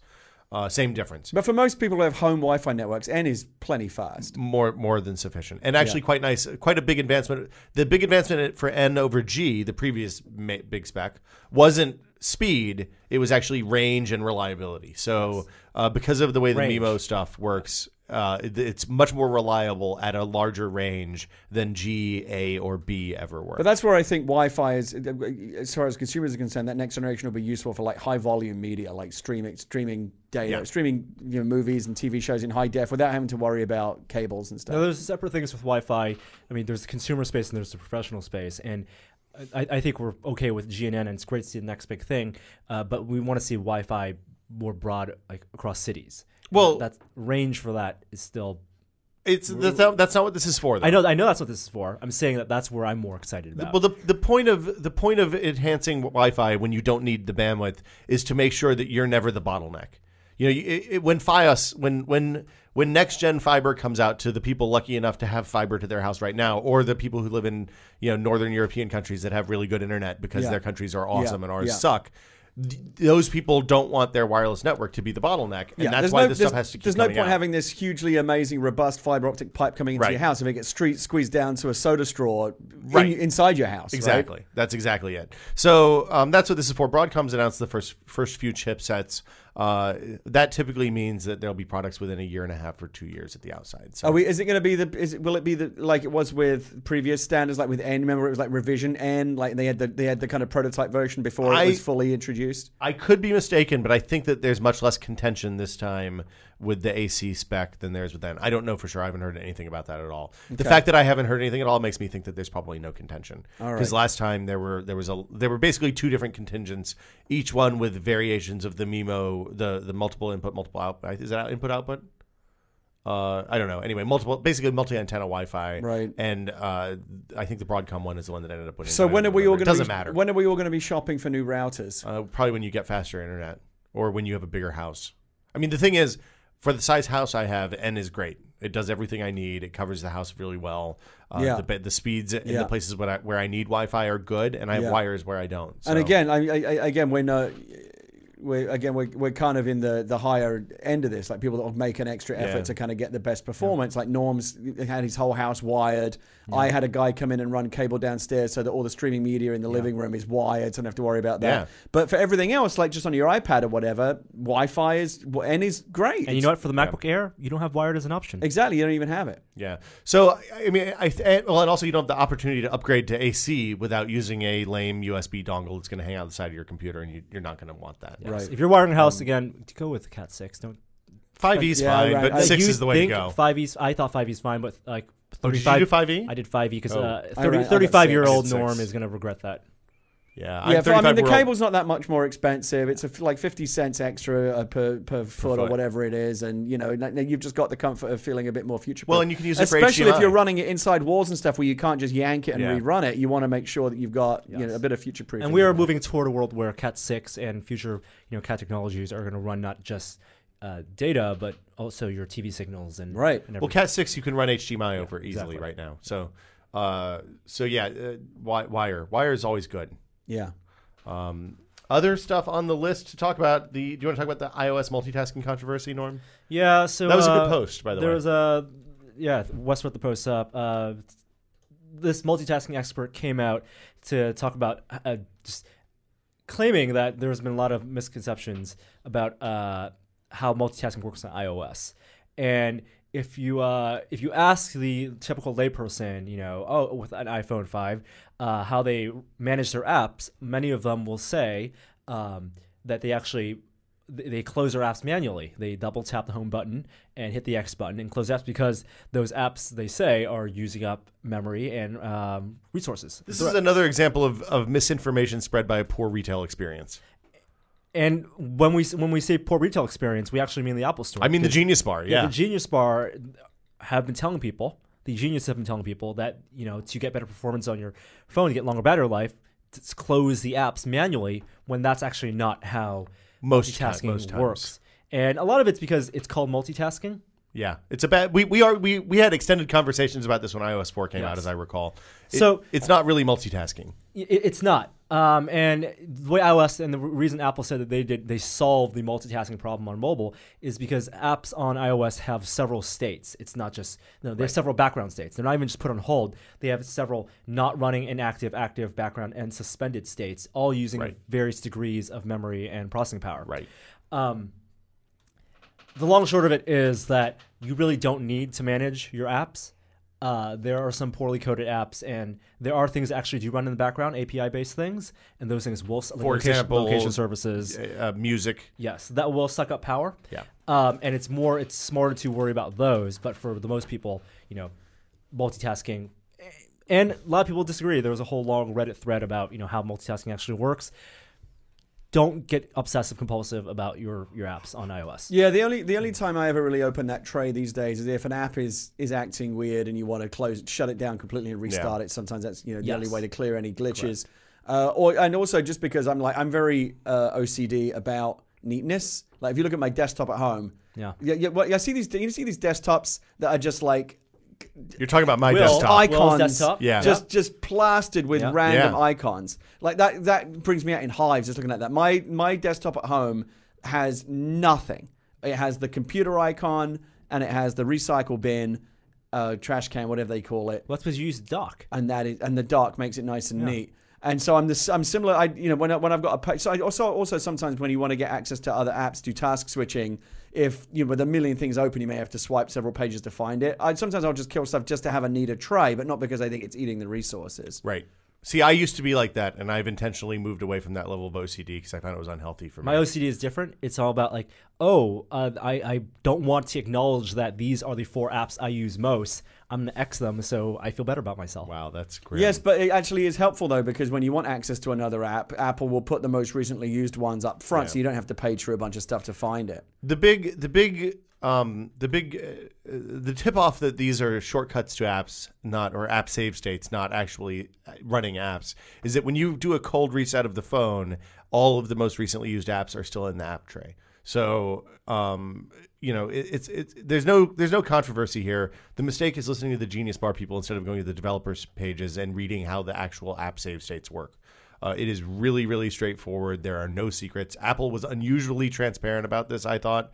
Occasionally there's bits of wisdom from the Genius Bar guys. A lot of times they're told what to say. They toe the party line. Yeah. Like the thing about not restoring from one version of iOS to the other has solved most of my janky problems with iOS. But yeah, the save state, the closing things in the tray is ridiculous. Yes. I mean, the insight is that those things in the tray are in suspended state and they still take technically memory, but that's memory always takes up power. No matter what, when power runs through it, so that's not actually taking up. And iOS will manage that and move those to not running. Yeah. Very quickly. And also the apps, when you put them in save state, they will spend up to 10 minutes sucking up processing power to complete a large task. For example, like Instacast, when you have it downloading podcast and switch out of that, it will continue downloading podcast in the background, which is actually what I want it to do. By the way, and I like this, the suspended states and stuff are great. I was sitting around the other day bored, waiting for an appointment. And I thought, I'm so bored, I'm going to play Bejeweled. Bejeweled, there's two, because that is really bored. Bejeweled makes time go much, much faster. And also, I know that the second I start Bejeweled, it's going to mean that the guy's going to come out and say, we're ready for you now. Yeah, so I'm like, so I started it up, and I haven't played Bejeweled in months, and it said, oh, you're in the middle of a game. Do you want to continue? I'm like, oh, shit, I guess I was. Like the last time I played Bejeweled, and I was able to continue right where I left off. It's great. Yeah, it's very nice. I think that the one exception is stuff like GPS apps. If you leave, so I bought the TomTom app. I've been using that recently, just testing that stuff out. Yeah. And when you have those apps on, sometimes, especially TomTom, but even MotionX and some of the other ones are poorly behaved. And you'll 2 days later, you'll be sitting in the car, and all of a sudden they'll say, "Turn left in 300 feet." So we're talking about location services and music. Yeah. The only time I ever will go in and try and manually shut something down, if for whatever reason the location arrow is still on, because I know that's got to be using power. Yeah. And also, I don't want my phone broadcasting my location all the time. Again, it very rarely happens because, as we've said, iOS does a pretty good job of shutting down stuff it doesn't need. Do you know the difference between the two different colors of the location service icon? Yes. Purple means it's being used now. Gray means it was used recently. And blue means it's being used, but only in a backgroundy kind of way. No, a low power way. Right. Like Path, for example, you can turn this off, but Path will automatically broadcast your rough neighborhood location like every few hours, and so you'll see the arrow light up very briefly as it does that update. And again, you can turn that off. Hey, you're in the waterfront in San Francisco. I know. I'm just going to say that, but I decided not to. It's not that interesting. I said it was lame and not interesting. Thanks. I want to put out my idea for Path. Okay. Is that so? For even though it's kind of silly, Path will let you tell. And I'm still enjoying Path a lot, and you should get on it. It's good. It's as good as your friends are. Yes. That's true. Thanks, man. I appreciate it. So there you go. You make it what it is, Will. You can tell Path when you're going to sleep and when you wake up. Yep. All I ask is that if Path has the information of when I'm asleep, why not disable push notifications until I wake up? Absolutely. I went to bed the other night. I got the phone on my nightstand. I set it to sleep. 5 minutes later, I'm like, oh, what is that bright light? My phone's on. Oh, Will has posted a photo at 11:45 p.m. I'm like, yeah. Really? Yeah. Oh, not like I would understand if that was a problem for other notifications, like calendar stuff that Path has no access to. But for Path, within Path, no excuse. I shouldn't even have to manually set it knows. Disable push notifications this time and that time. If I tell you I'm asleep, it's a pretty good bet. I don't want your push notifications. And also, right it now. covers it. You can't even access the rest of the app. And I'll get it when I wake up. When you tell it it's asleep, the thing pulls up. It's a very nice interface, with the moon I like and everything. Yeah. And that's when I close, because that's why I leave my phone, the state on, when I put my phone on my nightstand. So when I turn it on in the morning, I click I'm awake, and then it actually puts Path into a non-usable state. So why are you still giving me pushes? It's annoying to me. I have to put my phone face down. So when we were in Tennessee, non-standard charging apparatus, but we had the normal thing where you had 2 iPhones and 2 iPads plugged in my childhood bedroom. Yeah. And one night they were all facing up, and of course we were going to bed at like 9 o'clock your time. Right. So you guys were posting stuff, and at one point I think somebody must have posted something to Path that both Gina and I are friends. Somebody who both Gina and I were friends with. Yeah. And literally I was laying in bed, kind of not able to sleep, kind of looking at the ceiling, and all 4 were face up, and all 4 got the push notification at the same time. So it was like blinding light in the dark bedroom. Aww. Right. I was a little creeped out, and then I realized what had happened. I would actually like some kind of feature in the next iOS revision that would let me drill down a little bit more and not just turn push notifications on and off, but either set specific times. Like, I don't want push notifications between the hours of 9 p.m. and 7 a.m. or to have a very simple system-wide button like Path where I can just say, hey, I'm asleep now. Nap time. Don't give me any, hold my calls, hold my push notifications until such like a time. Airplane mode. You can put it in airplane mode, but also have the phone still be usable. Yes, exactly. Yeah. Exactly. That's like the number 2 feature I want from iOS. Number 1 feature on iOS I want is a guest mode. Oh, that was an interesting post from Dave Weiner the other day. Did you read that? I think it's something we've been talking about for years. What do you want a guest mode for? For iPad. He says for iPhone, but I think for iPad, more likely. When I'm iPad, it's very personalized. I have like my a whole email guest account, like you can have on a computer. Exactly. Okay. But the Dave Weiner thing was smart in the way he proposed it working is with the PIN code. So as opposed to, you know how Windows has logins, like a guest login, right? Or for browsing or anything. On iOS, if I type in my unlock PIN code, it goes to my home screen. If I type in a special unlock PIN code, it goes to the guest mode where it says can say guest mode on top, and then I get only the default apps. I get no access to my mail or my bookmarks in Safari or anything, and someone using my iPad. Yeah, that's a good idea, phone, especially since an iPad is something that's likely to get passed around. Exactly. It's something people share. Yeah. Yeah. It'd be good to stop tweet jacking and all that stuff. Yeah, I think that's a great feature. I you totally would endorse it. You would like that. I just lost my left ear. The wire just died just now. Oh, so you only hear out better of your than right ear? your left ear going deaf. I guess so. Yeah. How do you know you didn't go deaf in your left ear? No, I'm good. It's really red. It is super red. Yeah. Let's see. We talked about tweet jacking. We talked about the Nook. Let's talk about Nook, actually, because Nook is an interesting topic. Barnes & Noble had a good Christmas for the Nook. Nook tablet sold well. Nook Simple Touch sold well. Did they release numbers? Because because it'd be interesting to get a snapshot. Amazon said they sold 4 million Kindles across the product range. In December. What did Barnes & Noble do with the Nook range? I don't think they released numbers. I bet you it wasn't anything like 4 million. I doubt it. But they're thinking about spinning off the Nook. What do you mean? Separate. Remember Quickster? Oh, great. That. Okay. So like a whole separate Barnes & company for the Noble Nook? company, Nook company. But obviously still interrelated. I would assume so, but I don't know. I think the Nook brand is because Nook would still need the Barnes & Noble content. That's the whole point. Yeah, exactly. I don't think this is a good idea, but I don't have a real good reason for it. It just seems ill-advised for the Barnes & Noble brand. Could be a business reason above our heads, accounting. Numbers and suits and all that kind of stuff. Yeah. Imagine a world, guys. Imagine a world. Not a CS yet. Imagine a world where your refrigerator and your washing machine can talk to your smartphone. Not this again. Imagine a world where thin IQ technology permeates all your appliances. And your refrigerator will know that your avocados are about to go bad and send you a text message. I was trying to explain this to someone the other day, the idea of smart fridges. And they kept asking questions like, well, how do they know when the milk is about to run out? And the stuff that would actually be useful, like, we're so far from that being doable. It's not... Making that useful is a significant challenge. LG's actually going to be showing more of that at CES. Couldn't be less interested. You could prepare to imagine even more worlds, guys. That's all I'm going to say. Thin IQ stuff is coming out soon. Apparently, they're actually going to make that refrigerator with the beer chiller and the Zigbee / Wi-Fi interconnectedness, so you can load more new laundry patterns, new wash cycles. You know, are you tired of the tyranny of your washer dial where you can't set, I want 2 rinses for my extra fluffy socks? Last thing I want to do is min-max my laundry. I do find the dial You min-max everything. I do find the dial very I confusing. don't like doing period. Min-maxing is not going to make me like it more. What is the difference between normal and permanent press?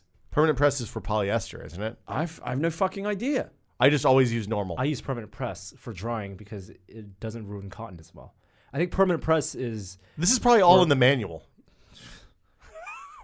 See, the other smart thing would be... This would be useful. A smart washer where I throw in a bunch of stuff. I don't have to tell you what's in it. Just detect... I am detecting cotton polyester mix. I will program this wash cycle. And it needs that also... voice. Yeah, it has to be the robot voice. You go to do your whites and it goes... There is a red sock in here. Watch out. That would be useful. That would be useful. Right now, the smartest thing that my washer can do is detect the size of the load. and so that's how much water it uses. Really? Size of a load. Yes. I wasn't going to do that, but you know. That was good. Yeah, before it starts, it actually spins a little bit, and it can figure out the distribution of weight, and it'll say, okay. Yeah, why should I have to tell it how big my load is? It should be able to detect it. Is this a Bono thing? What? A Bono thing? Number What do 2? you do with Bono? Yeah, number 2.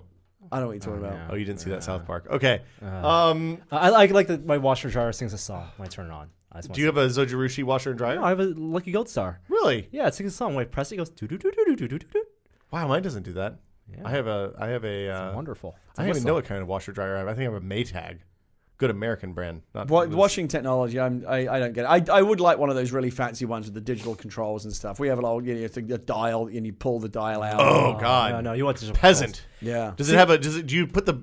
Hold on. Do you put the wash in from the top or the front? Well, it's confusing. The washer is a top loader. The dryer is a front loader. So it's like you don't even have consistency. Are match set where they're both front load and the course they doors are. open. Yeah. So they.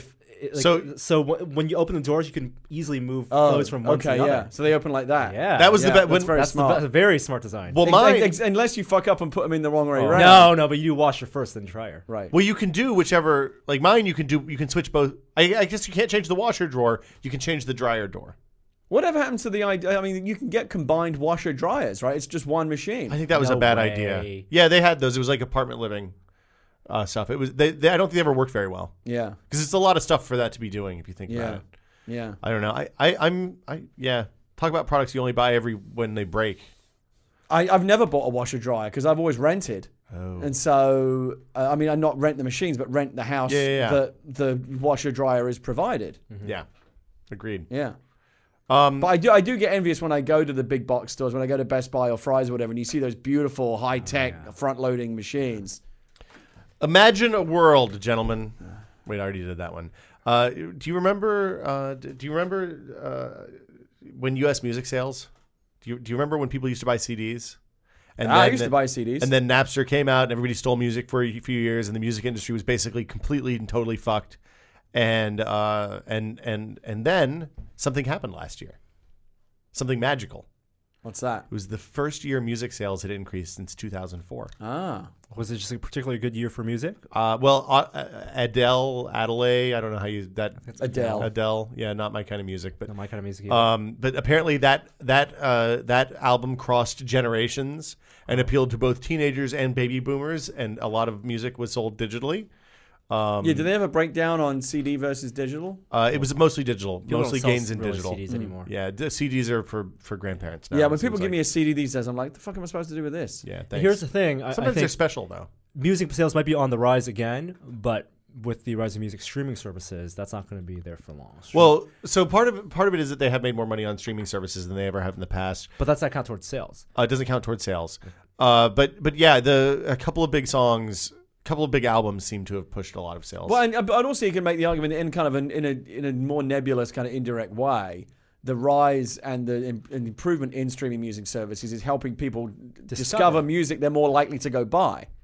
I think that's what the Exactly. music streaming services would like the music industry to believe, but I don't know that that's the case. Well, I know it was the case with Turntable. I true. probably spent It's- $50 or $60 in music that I discovered on Turntable. It's the case with services like Pandora and Turntable that rely on DMCA, not the case with services that make Like RDO and and Spotify playlist that have services. specific deals with labels. right. That's absolutely true. Right. On demand versus discovery. Like even satellite radio, where I can listen, where I'm more likely to be able to, I can turn like I like kind of ambient, like electronic, kind of chill type music.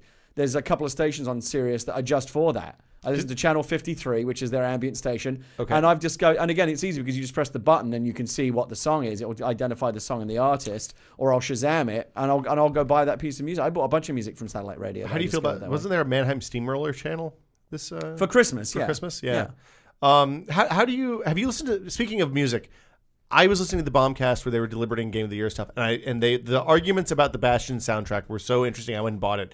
Have you listened to that? Did you? Yeah, play I it? bought it. It's tremendous. It's fantastic. Yeah, it's great soundtrack. I'm sitting on the train, reading, flying in the airplane, whatever. It is a fantastic soundtrack. It's great. to listen to. All game soundtracks should be that good. Yeah. It's a high. Saints Row soundtrack's pretty good. Yes, yeah, but it that's is. real music. That's like music.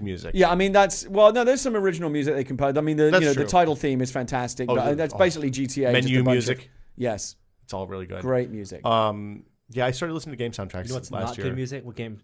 Batman Arkham City does not have good game music. No, it does It's not. all rip-offs of all the various Batman themes from different Batman Orchestral, franchises. yeah. Oh, that's not cool. Yeah, it's like, oh, this is such a Dark Knight wannabe, or yeah. Well, it doesn't have the Danny Elfman one that I've heard It yet. does have a it does? wannabe Danny Elfman. Yeah. Boo. Bummer. Let's see. Down the list we go. Apple TV rumors. We hinted at this earlier. Johnny Ive, supposedly, in his studio. Reportedly, some guy outside. Now, by the way, a knight of the British Empire. He's a knight? No, he's not a knight. Sir. I think he's a KBE or a CBE. He got something in the New Year's Step honors. back. He's not a Sir Johnny Ive, but I think he got a KBE. What is a KBE or CBE? It's like Knight Commander of the British Empire or Commander of the British. I can't remember now. There's all the. So he's still a knight? That's the best thing about being British. He hasn't been knighted, but he's going to get a medal and a nice. He'll be able to put like KBE or CBE or something like that after his name. I can't remember exactly which one he got. When you get knighted, do you get a sword or anything, or is it just a title? No, but you do get to go and kneel before the Queen, and she'll dub thee and do the whole thing. Prince. Or... Did you not see that movie where the guy cuts off his ear? The King. King Ralph. King Ralph. Was it King Ralph? John Goodman. John Goodman is King Ralph. Yes, okay, King Ralph. Yes. That's what I was talking about. Yes. I never saw that, but I'm so familiar with the anyway, scene. that does actually happen. There's a special kneeling stool that you get down on, and sure she gets the sword and does the whole business. Yeah, you learn how to curtsy if you're a woman or bow if you're a man, I suppose. Yeah, I mean, I imagine there's a whole procedure that you go through to ensure that you conduct yourself appropriately. Do you go to knighting school? I think you have to. Do you get to meet the Queen's corgis? I imagine you would. That would I would love to. Like, screw the knighting in the title and all that implies. I want to meet the Queen's dogs. I want to have Chloe go meet the Queen's dogs. I imagine you would. Oh, that would be fantastic. You're American trash. Right, my Ameritrash. You can get an honorary knighthood as an American. That's true. I don't But think you I've won't done be called Sir, right? Yeah, I believe that's right. God, that's the best thing. Sir Norman Chan. To be knighted is like the highest thing you can aspire. I could be knighted. I'm still a British subject. And you're in the entertainment industry where sometimes people do get knighted. For services to entertainment industry. Right. You need to be very entertaining now. Yeah, you need to be very entertaining. Helen Mirren was on Late Night with Jimmy Fallon the other night talking about being whatever the lady equivalent of being knighted is. Damed. I guess. I don't know. Yeah, that's right. Yeah. You become dame. It was very interesting. Yeah. What else have we got here? Oh, we were talking about Apple TV rumors. Sir Johnny Ive. Or all right, so I think he was CBE actually Johnny Ive, whatever he is. The rumor is that in his private studio at his home, work studio, he has a 50-inch Apple TV. All right, and basically the takeaway is that this suggests that Apple is actually making panels, not just a box. Yeah. So does not necessarily mean that they're actually going to sell a TV because they make tons of prototypes. Yes. Johnny Ive's studio at Apple campus has the most expensive prototyping equipment in the world, basically, to make anything he wants. Right. But the fact that if this is true, and he has a 50-inch Apple TV at his home, lends credence to. Are you suggesting that my prediction that he got a skin made for his Samsung TV that makes it look like an Apple TV? Jealous skinned. We don't know. We don't know what this means, but it is just another chip on the pile of the side of an actual TV versus just an add-on box. Yeah, I mean, honestly, the MHL, if they use an MHL adapter to add Apple TV functionality to a TV, so you can swap them in and out year after year as the hardware advances, I think that's not a bad thing. I don't think Apple's going to do that. It's not the way they work. And I don't think people are going to. I'm not going to talk about this anymore. But okay. Well, doesn't want to backtrack. No, I just don't want. This is well covered territory. Yeah, we're too in the dark. It'll happen when it happens. It's not going to happen, but maybe it will. if Johnny Ive has a special TV, it's not going to happen, but maybe it will. The other thing that happened is USA Today reported that Apple is having a really hard time making content deals with content providers for Apple TV or iTV or whatever. That's the key. The key is is the content. Yeah. Without the content, they have nothing. We'll see how how pushy Tim Cook is. And have you guys? Do either of you have a Roku? No. Neither of you are Roku guys. No. Does HBO Go work on Xbox Live yet for Comcast users? No, it's coming. Okay. February. Yeah, I mean, if that's that kind of stuff is the key. That stuff has to all roll and work from day one. If it doesn't, then it's no go. Yeah, it's funny. We had some house guests and they were talking about they want to get a TV. They don't have a TV in the house right now, but they want to get one, but they don't want to get cable. So they said that. I said, well, there's all kinds of different ways you can get TV now.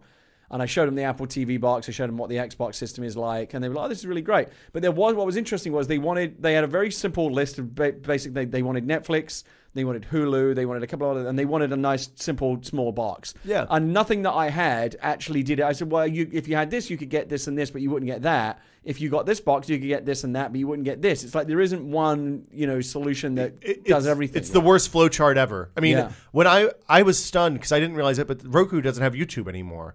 And like my Roku, my original Roku does have YouTube because I grandfathered in or whatever. But yeah, the one that I bought for my parents doesn't have YouTube, and I sent it back. I got it for them for Christmas. So I was like, okay, don't do this. If Apple TV somebody sent them an Apple TV like Hulu and HBO Go, I'd be golden. That'd be the only box I'd ever need to turn on. Yeah, absolutely. But again, so if I want to watch, I can do it on the Xbox, but again, you got to pair up the Xbox. It's a whole other thing. So they were saying, oh, so we should get just the Xbox, right? I said, yeah, but it's twice as expensive as an Apple TV, at least, and then you're paying $50 a year for gold on top of that. Yeah.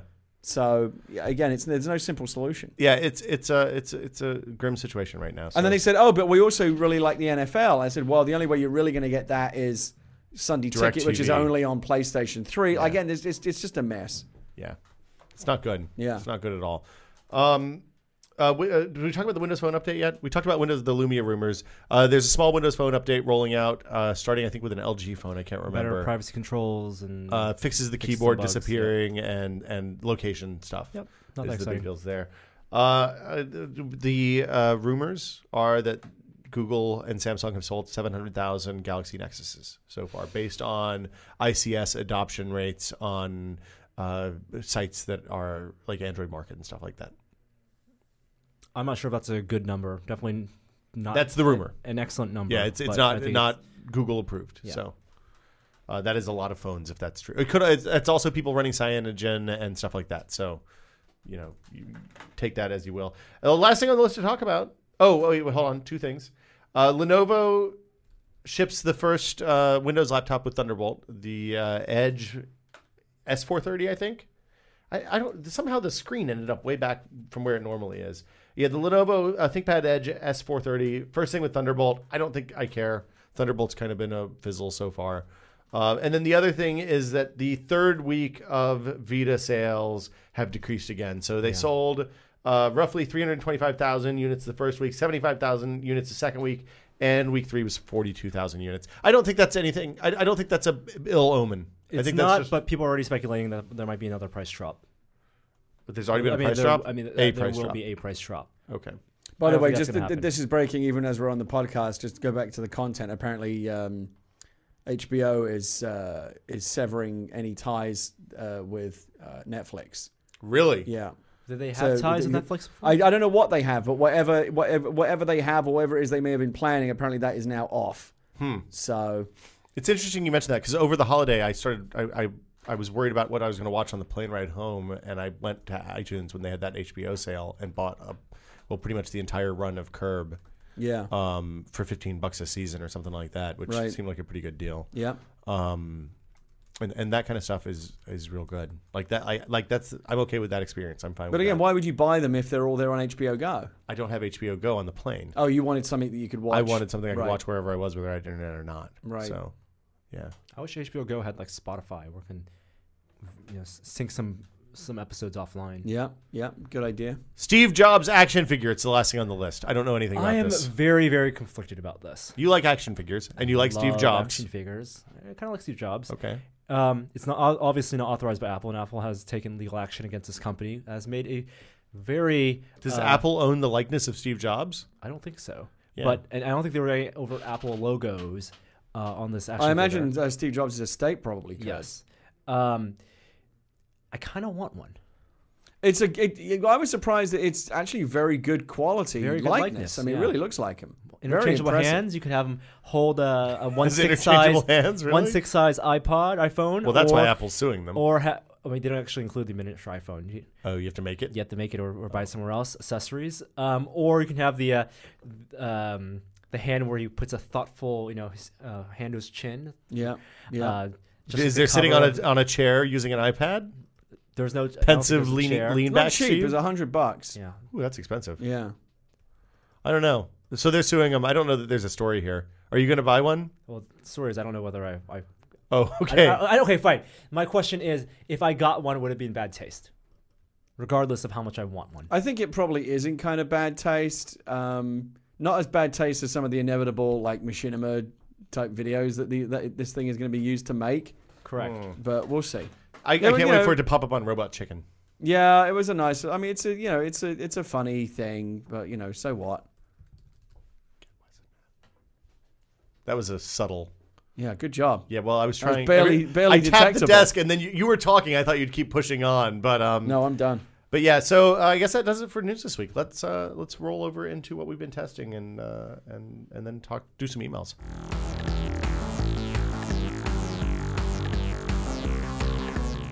Let me tell you, this left ear thing is driving me slowly insane. I might have to grab those other headphones because it's very difficult to concentrate on what we're doing here. But this is what we're testing. Norm, you have spent something we can't talk about. Yeah, so there are two things testing recently. One is a Panasonic GF3. It's a mirrorless interchangeable lens camera. Actually, Micro Four Thirds camera, and Drew actually bought one. So people who watch our who watch our videos or quick looks know that I like the Sony NEX C3 and actually bought it. Dave actually bought it, but Drew wanted something smaller for his trip. And so he got the Panasonic, the GF3. And we have a quick look at that on the site. I like the GF3. I think the images look really good. I think it's really fast. The lens that he has is excellent. It's kind of expensive. It's kind of bad low light. But because it's a Micro Four Thirds sensor, the sensor isn't as big as the APS-C size sensor in the NEX C3. So the low light performance isn't as good. Was that Sony sensor a backlit sensor as well, or is it the traditional CMOS design? CMOS. Okay. So joining us in the room right now, Matt Braga and Wesley Fenlon. You may remember Matt from previous episodes of the podcast, as well as Wes. Both of you guys are coming to CES with us. We are coming to CES. This is like... Yeah, this is the CES team minus the video guys. Minus the video dudes. Yeah, so Thomas, who some of you probably haven't met before, but Thomas is coming. Joey Fameli, of course, is revisiting CES from last year. And Drew Scanlon's joining the team this year. So we have 3 producers. The goal, of course, with this is to get more video on the site faster so we don't take 2 weeks to get everything posted like we did last year. Yeah. And just have a whole shitload more video. Yeah, because you'll be missing Anna, who did a great job last year. Anna did a great job last year. Carpet Quest will continue in 2012. That's all. We have plenty of surprises. So I guess this begins our CES preview, our CES coverage preview of what you can expect next week. All next week. Starting on Sunday. At 7 a.m. on Sunday. Pacific time. Pacific time, 7 a.m. on Sunday. Drive stream will be commencing. Everyone in this room will be in a van. And Drew. Yeah. In our unmarked the damn big van. White van. Yeah, we have candy. Candy van. Candy van. Yeah, free candy, no touching. Rapist vans. And we will be driving. My friend Frank calls those silence of the vans. Yeah, that's good. Yeah. This is Frank O'Connor? Yeah. Yeah, he's a funny guy. 10 hours Real funny. down to I'm already starting to regret this. Why didn't I just get a fucking flight? I'm going to tell you the thing that we learned last year is that the drive down is really, really fun because you get to eat jerky and stop at truck stops and like see America, right? The drive to Vegas is always fun because all things are possible. Everything lies ahead. The drive back is miserable because nothing is possible. Yes. No. You're tired. You're broke. Yes. All the things that have happened in Vegas. Yeah. So I've made the really wise choice here in choosing to fly back from Vegas. Yeah, so that's what I wanted to do, but I couldn't get. I left it too late to get a good flight. Yeah. Although I can guarantee you, here's the conversation that's going to be happening probably around Thursday. I think on the Thursday Night Live show is with what I'm thinking. With me in the lobby of whatever hotel we're staying in Vegas, talking to the concierge, and the concierge is saying, "Sir, the only flight I can get you out of here is probably going to cost about $1,500." And I'm like, I don't give a fuck. Just get me on it. Let me kill the blackjack table. I'll be back in 15 minutes. Yeah, hold on. Yeah, let me go make that up. And then you'll meet us at the bus on Friday morning. Yeah. The good news is on Friday it's a much lighter crew coming back. So I think it's just currently scheduled to be Gary, Wes, Norm, and myself. Yes. Okay. So you guys will each have a couch in the back that you can lounge out it's not as cramped as crowded. Yeah, bring a pillow is what I'm saying. Okay. Or steal one from the hotel. So not only will we have the drive stream on Sunday, we're also having a little bit of pre-CS coverage. We'll be showing you what type of equipment we're bringing to CS with bringing back What's in Your Bag. if you like those video series. At CES, Monday, Tuesday, Wednesday, and Thursday, every night, we will be broadcasting our show. Live. And it will be up on the site front and center the morning after. And if you watch our show last year, it will be like that, but probably A little tighter this year. Tighter, nicer, less of a mess. We're going to have multiple cameras. We'll have multiple cameras, Right. guests. Maybe Any guests. special guests? We don't want to announce, nothing to announce at this time. Okay. We have special no guest. confirmations. It seems like every year you got to have at least one wildly drunk guest. Yeah, well, Christian did that last year. Who will that be this year? Yeah, who knows? Who knows? No shortage of drunk. If I'll just grab a drunk dude and, hey, you want to be on a podcast? We're at the Planet Hollywood. There'll be plenty of drunk people. Yeah. So every night we'll post, as soon as we figure out what time that's going to be, we'll post it in the upcoming slot. So watch that block on the front page that says upcoming untested. If you're on the East Coast and can't stay up until we start at 10 Pacific, then it'll be up first thing in the morning, as well as in podcast form. So Right. That stuff will be, and that's of course free for everybody. We're not doing premium stuff during CES week, although we might do a premium sad drive home. I don't know. I haven't decided yet. How do you sleep now? cam? How do you stream out in the van? Well, last year we used phones. This year, I think I'm going to suggest, I got a power inverter. I'm going to try, I think maybe a webcam and laptop with MiFi. I know, but that's my question was like, what's your data route out? Is it just the phone? 3G, yeah. Okay, and you've got unlimited data, right? I have so you're all unlimited good. data. Yeah. Even if we have to hit, like last year, I looked at my data for last year's drive stream because I did most of the streaming. Yeah. And it was only a gig, so I'm not too worried about it. For 10 hours? For 10 hours. Wow. Yeah. 10 hours. It's real low bit rate because it's like 10 frames a second. It's 230 by 100 megabytes 480 or an something hour. like And that. do you have a MiFi that you can your use? Hi, MiFi. Gary. Well, we've got mine, but I don't want to blow all of my fucking data on the drive down. We're gonna get the office one if Mike can get to Verizon and buy one. If not, we'll totally We're cover prepared your to entire cover your month. your entire January bill. whatever my overage is? Go Okay. nuts. Go All right. wild. Now, Okay. mind you, they're not going to Because I think once you go over, It's ain't hard cheap. times. Yeah. Yeah. No, I understand. But Yeah. we might need to rely on that because last year the bigger problem was the reliability in the mountains. Yeah. AT&T 3G just So we have cut a out. Verizon phone that we can use. We have our AT&T phones, and we have is this why you were asking about the Gorilla Pod? Because you want to like anchor the phone. So- Okay, that's a good idea. So I've gotten some accessories to make this work better. I've got a stick-on windshield mount for the phone. Yeah. I got some wide-angle and fisheye lenses for the phone. Smart. And also, we need a power strip so that everyone can plug in everything they need. Well, we're not the way the inverters work. You can't do that. But we'll have to take turns using the charger. But okay. I mean, that's fine. It works out. Okay. It all ends up being okay. And we have USB ports and stuff on the cigarette lighters and all that. So Oh yeah, I'll bring some of my stuff for that as yeah, well. because I think there's cigarette lighters in the backs of these vans. I've got a bunch of those. Yeah. So does this mean we get to stop at every sort of like No, CD? we don't No, stop you anywhere. want to No. get there. No, No. no. I want to be able to get there and hit the tables right as we get there. You don't want to get there too late. So the reason Joey isn't riding with us this time is that Joey he breaks the seal early. Joey has a 4-minute bladder. Yes. So We love Joey. Just to be clear. keep yourself healthily hydrated, but don't overdo it. No You're not- hydration. Are you going to try and do a show the first night when you arrive? We usually do a test show the first night. Okay. Sunday Night Live test show. So also we have big announcements. We have merch announcements that'll happen on Sunday during the drive stream. Nice. Yes, I'm very excited about these Merch announcements. announcements with an S. Yes, multiple pieces of merch, some deals perhaps, maybe some old favorites coming back, maybe some new stuff that you've never seen before. And then we also have possibly a long-term project to announce this Sunday as well. Oh, this is the doing something stupid? Doing something incredibly stupid. Incredibly Is this the stupid. thing that? Yes. Okay. Yeah. Oh, so you finally come around to this because Norman's very excited. We, about we, this. found, we figured- found a way to make it work. Okay. Life finds a way, Gary. Yeah. So you'll want to be there for the drive stream and Sunday night if you're a fan of us. This will be Matt, your second time in Vegas for CES. Your first year over 21, and Wes, your first time in Vegas. Period. My first time in Vegas. My period, goodness. Yeah. We're gonna have some fun with These that. guys have a lot of work to do, so don't corrupt Can them. we go back to the Paris and sit at those blackjack tables where they come around and give you massages right at the table? remember that That last was year. fantastic. Yeah, you got the double. You got a double massage. I said just Two go people again. at once? No, just one person. Oh. But I was like, as soon as she was done, I was like, just go again. And like I was holding up the table because the people were waiting for me to like hit or stick, and I'm sitting there just going, "Oh, this massage is so good." Such a bad idea. Yeah. Do you pay for that, or is that like a tip thing after you're done? They come around with like a pillow thing, like a wedge that you can just lean into at the table. Oh, gross. And then for like $20, whatever, you get like a 15-minute, massage. hold on, She gets in there with the elbows and yeah. the whole business. Oh, it felt so good. But where, does the pillow have some sort of like hygienic cover on it or something, or you just get in there face sweat with everybody else? It's all good. Okay. You're in that's Vegas. your concern? Yeah.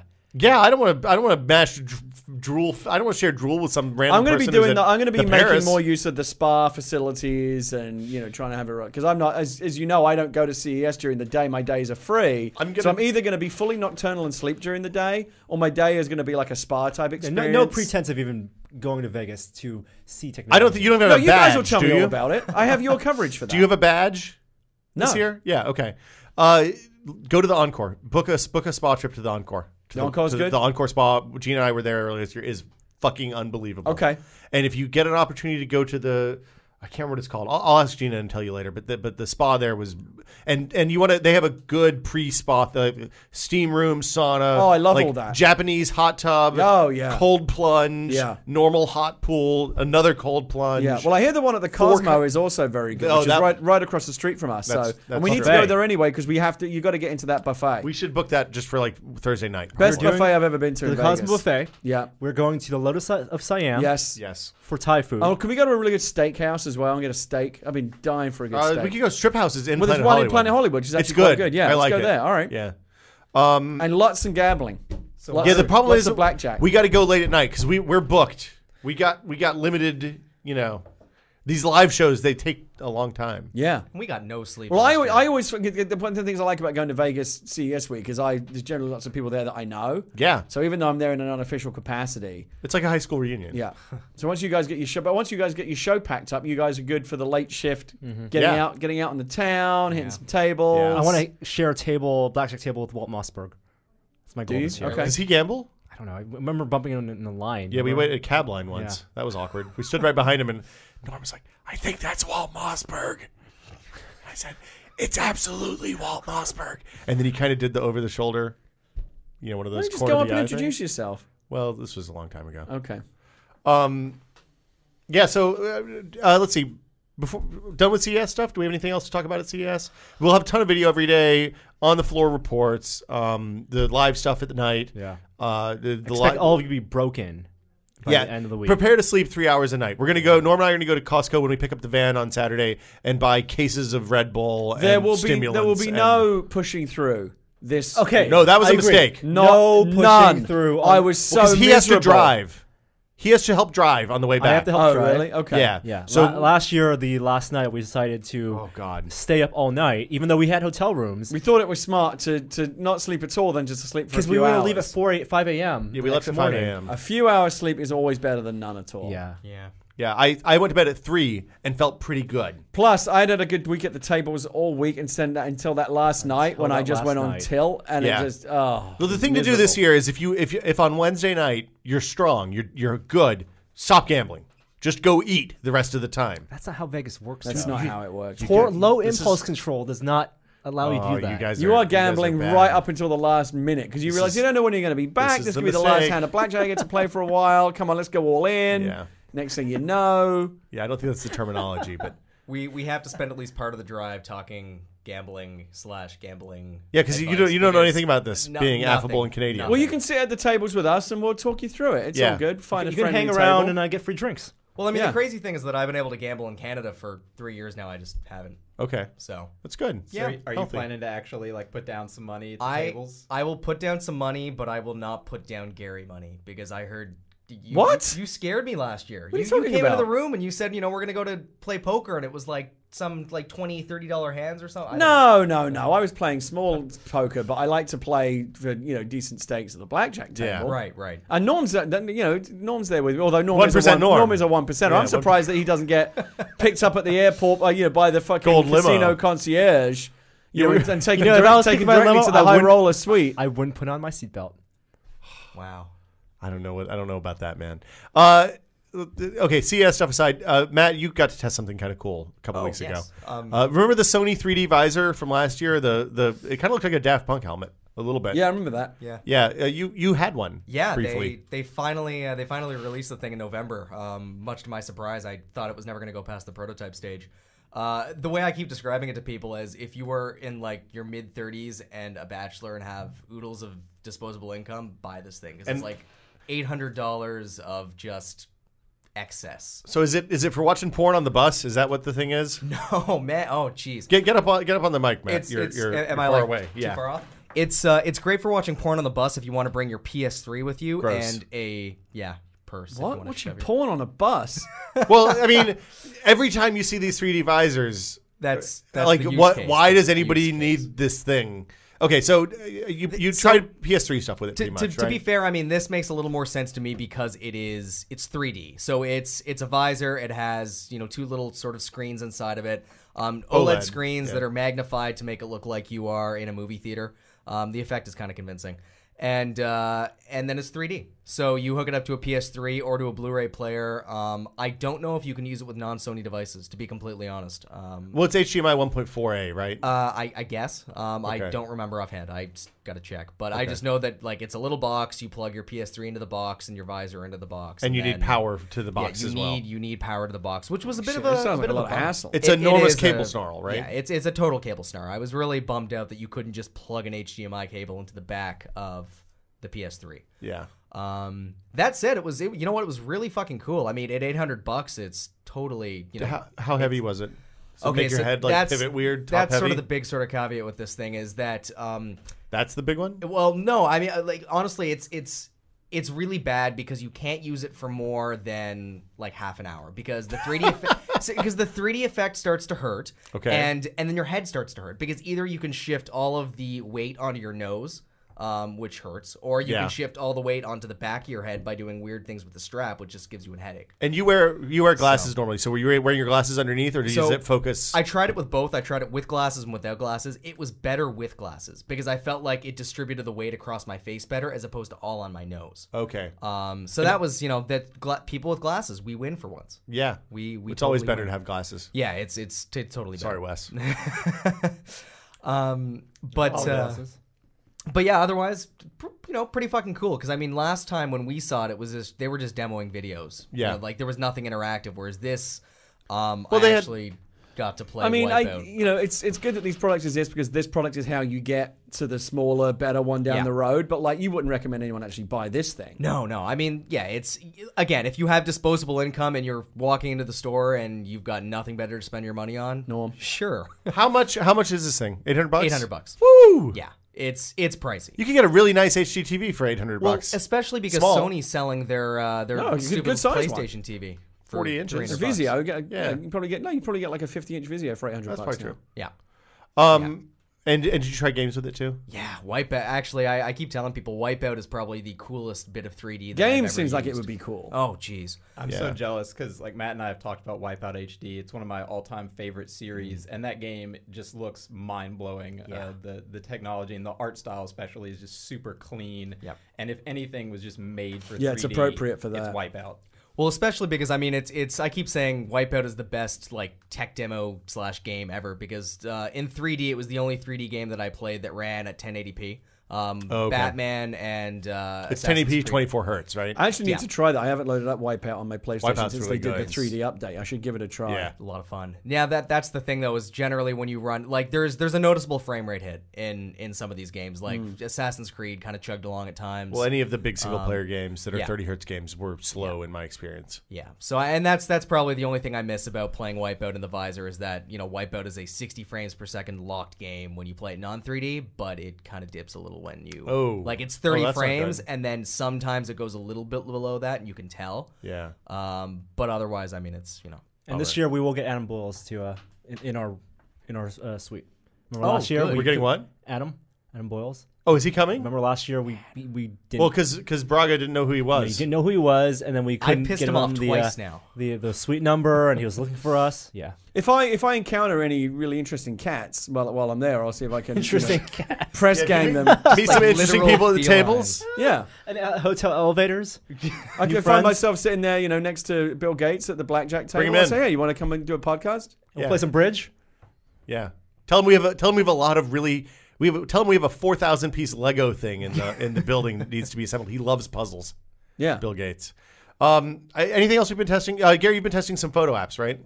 Yeah. So I've been I've been getting more into taking photos with my camera through Instagram, and Path has a really great photo component that has Instagram type filter elements as well. Okay. So I've been taking a lot of pictures, and I discovered actually Veronica Belmont turned me onto this app called PicStitch, which I highly recommend. It's a free app. Okay. And it's just very cool. It just lets you basically, if I've got like 3 or 4 photographs, it lets me put them in little nicely organized frames and create one picture. Like a that's collage? Well, you know how you see like a picture frame that has like multiple pictures yeah. organized within it? It's like that. Okay. So you can create, let me see if I don't know if And I've are got the any- frames like predefined, or can you arrange them however there you are want? multiple multiple templates, and then you can play around even within that. Oh, that's cool. What's it called? It's called PicStitch. It's not free. It is free. It is. It's 99 cents if you want to buy the ad-free version Okay. in app. Oh, okay. That's worth 99 cents if you Yeah, use I that. think so. And so, hold on, I'll show you an example, and we can always put it up on the thing later of the kind of images it creates. But it is very cool. Do I have it on here? Maybe I don't. It's okay. Anything else? So PicStitch is very nice. I recommend that one. The other one that I'm liking, this was actually free the other day. I'm not sure if it is anymore, but they had a one-day sale on it called Snapseed, Oh, I love Snapseed. which is kind of like a mini Photoshop. It was one of our iPad apps of the year. Yeah, you can do more, but the phone version is very good as well. You can do, very simple or actually Crop quite, and color adjust and all that. and tilt shifting and again filtering and more cool stuff. And another one I haven't tried yet, but that comes recommended, is this thing called Postal Pics, Okay. which basically just lets you take the photographs that you've taken on your phone and order up, glossy prints to be delivered to you of those pictures right away. You know what I want is a service that lets me send postcards to people with pictures I've taken on my phone. So when I'm traveling someplace and I want to send a postcard home, I take the picture, send it to the service, and write a little note on the back, and it just emails a postcard for me. Yeah, that's called Cards. Yeah, that's the Apple thing. But no, I don't want letterpress bullshit. I want a postcard. I think they actually have stuff that is kind of like what you're talking about. There's multiple options for cards. Wow. But can you do your own? I guess you can do your own pictures with cards. Yes, that's the whole that's the point. point. I sent my parents a Interesting. personalized Christmas card from Cards this year. I'll show you the. We'll send Christmas cards with Chloe bananas on them. Did you get my Christmas card? Yeah. Oh. I did. I got your Christmas card.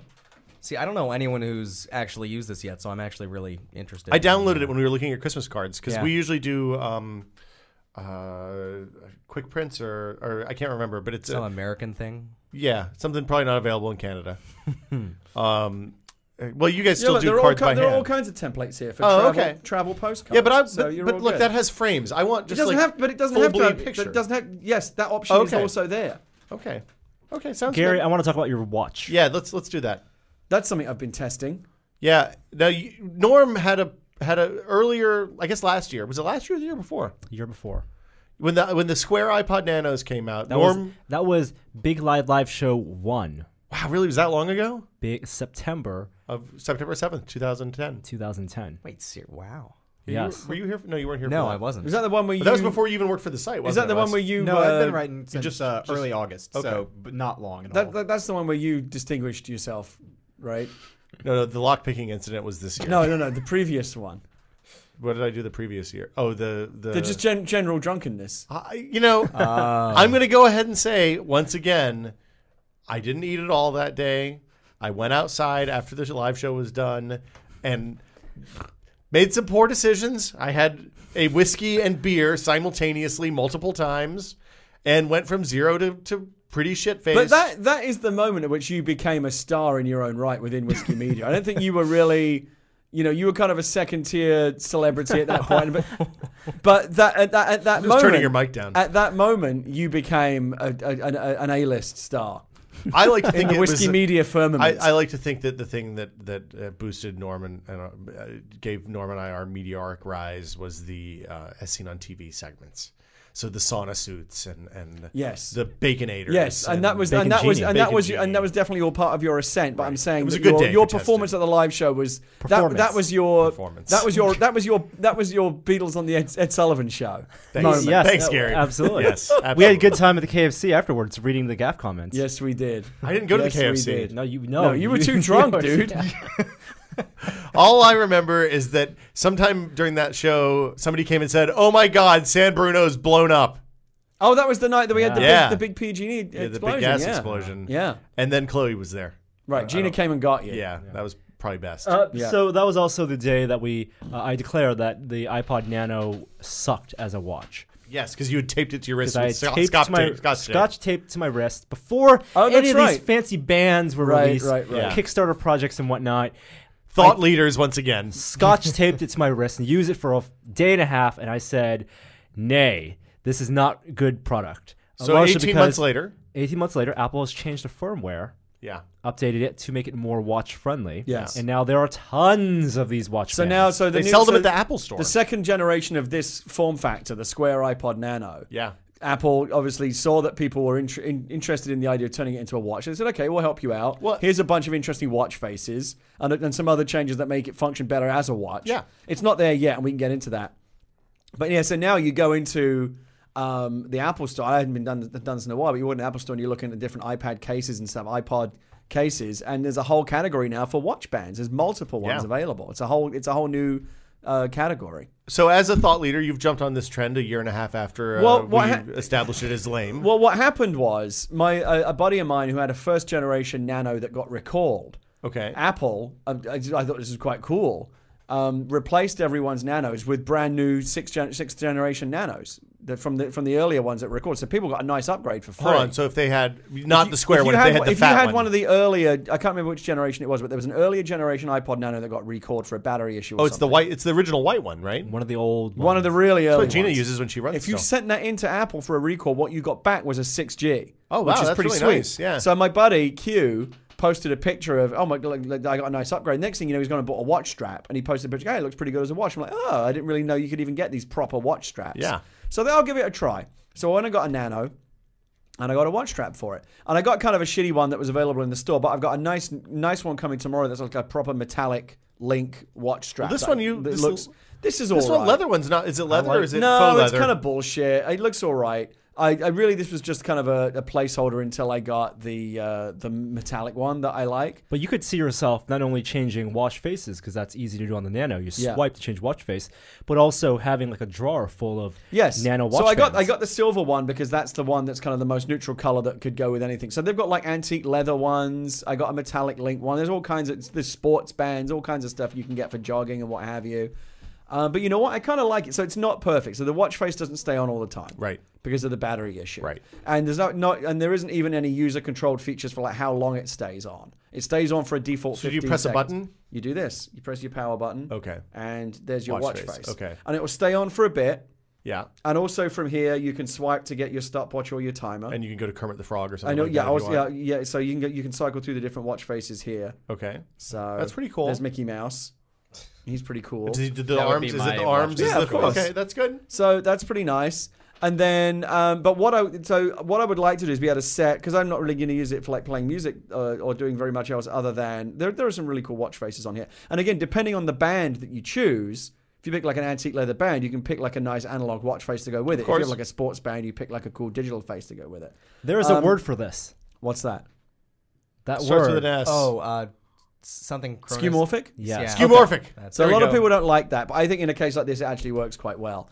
The simple thing I would ask them to do, because I understand why it's not reasonable to keep the watch on all the time, is tap to wake.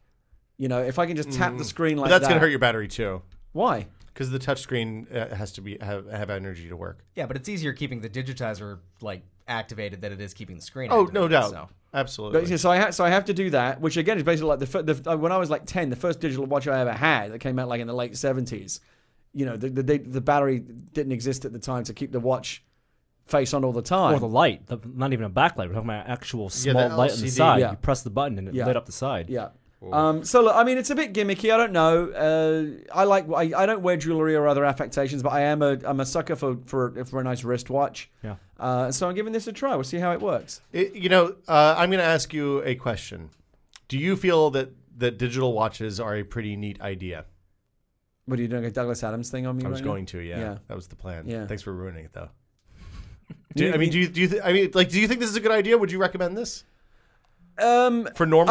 I don't know if I would recommend it because there's a lot of minuses, right? You can't just do that. Yeah. Right, which is the convenience of a wristwatch. benefit of a watch. It's a two-handed operation for me to turn that on. And Not there's at a all casual. And there's a very brief delay, like a quarter-second delay for the watch face to come on. Yeah. You're going to be charging it more often than a regular watch.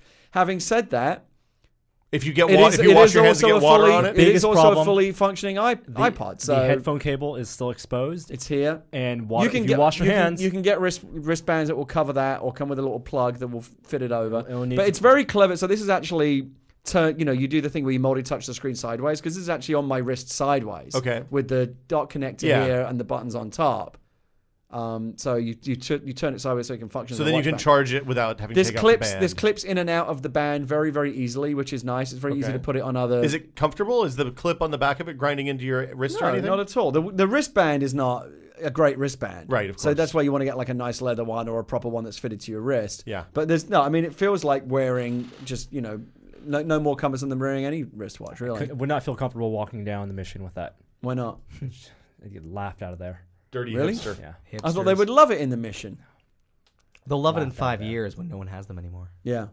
Yeah, right now it's all calculator watches. I have yet to see anyone doing it, so I don't think it's become like a hipster thing.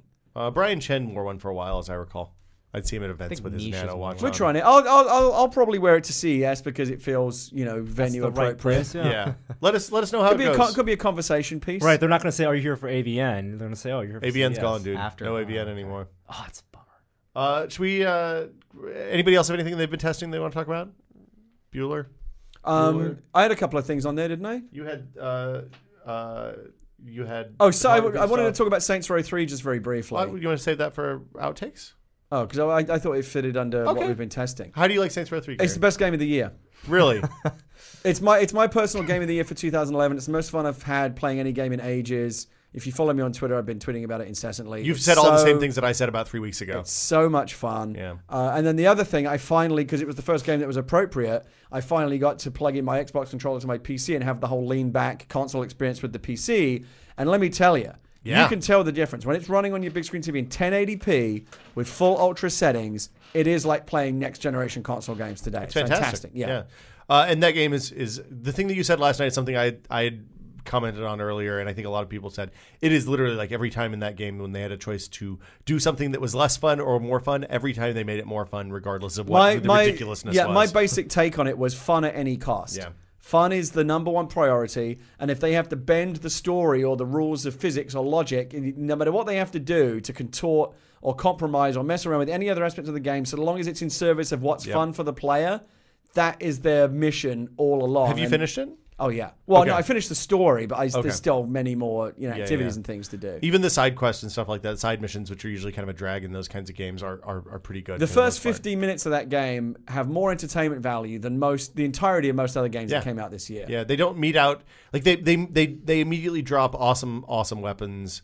The mission, each of the story missions is crazy in its own special way. Combat isn't a drag. And this Yeah. whole Driving's not a drag. And this whole gaming PC in the living room thing, I think we're slowly winning over more converts. Brad Shoemaker's, got excited about it and now is doing it. And you came over right the other day and saw Modern Warfare running on. You were like, "Oh, I got to do this!" Right? This is what people want to be doing. What are you doing for keyboard and mouse still? You have a USB cord running across the room. You know what? When I got a wireless keyboard and mouse, which works pretty good. And what I found I could do is I was just sitting at the coffee table in front of the TV, but it's still a like bit lean. on the floor? No, like on an ottoman. Peasant? But it's still like a bit lean forward. seems I really- want lean back. Yeah. And so what I discovered was the spare leaf from the dining room table, which is just like basically a thick plank of wood. Yeah. Fits perfectly over the arms of my recliner. Okay. And becomes my lap desk. Wow. And it works great. Okay. Yeah. It's it's kind of a a fakakta solution, but whatever, it works for me. Maybe I'll bring a keyboard. I need a wireless keyboard and mouse. I think I've gotten rid of all mine, but yeah, I can't recommend it enough. It's a lovely experience.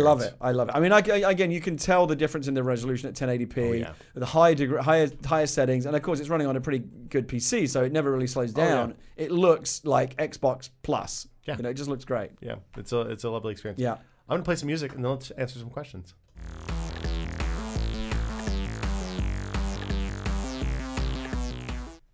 If you have a question for This Is Only a Test, the email address is podcast@tested.com. Keep it short, under a minute. 45 seconds is preferred. Hometown trivia or would you rathers. And hey, I want to buy a laptop, or hey, I want to buy a camera. Those questions are a little tedious sometimes. So we're going to prefer other questions. I'm going to play the first question right now. Hello, Will, Norm, Gary, and anyone else who happens to be on the podcast this week. This is Ott Lindstrom, and I have a question about buying a new laptop. But first, some hometown trivia.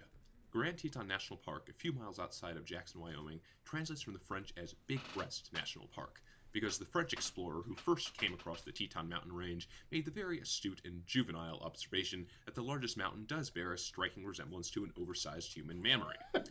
On to my question. I am departing for college this September and am, obviously, planning on getting a new laptop to take with me. My question is this. Exactly how big of an upgrade will an Ivy Bridge chipset be over Sandy Bridge?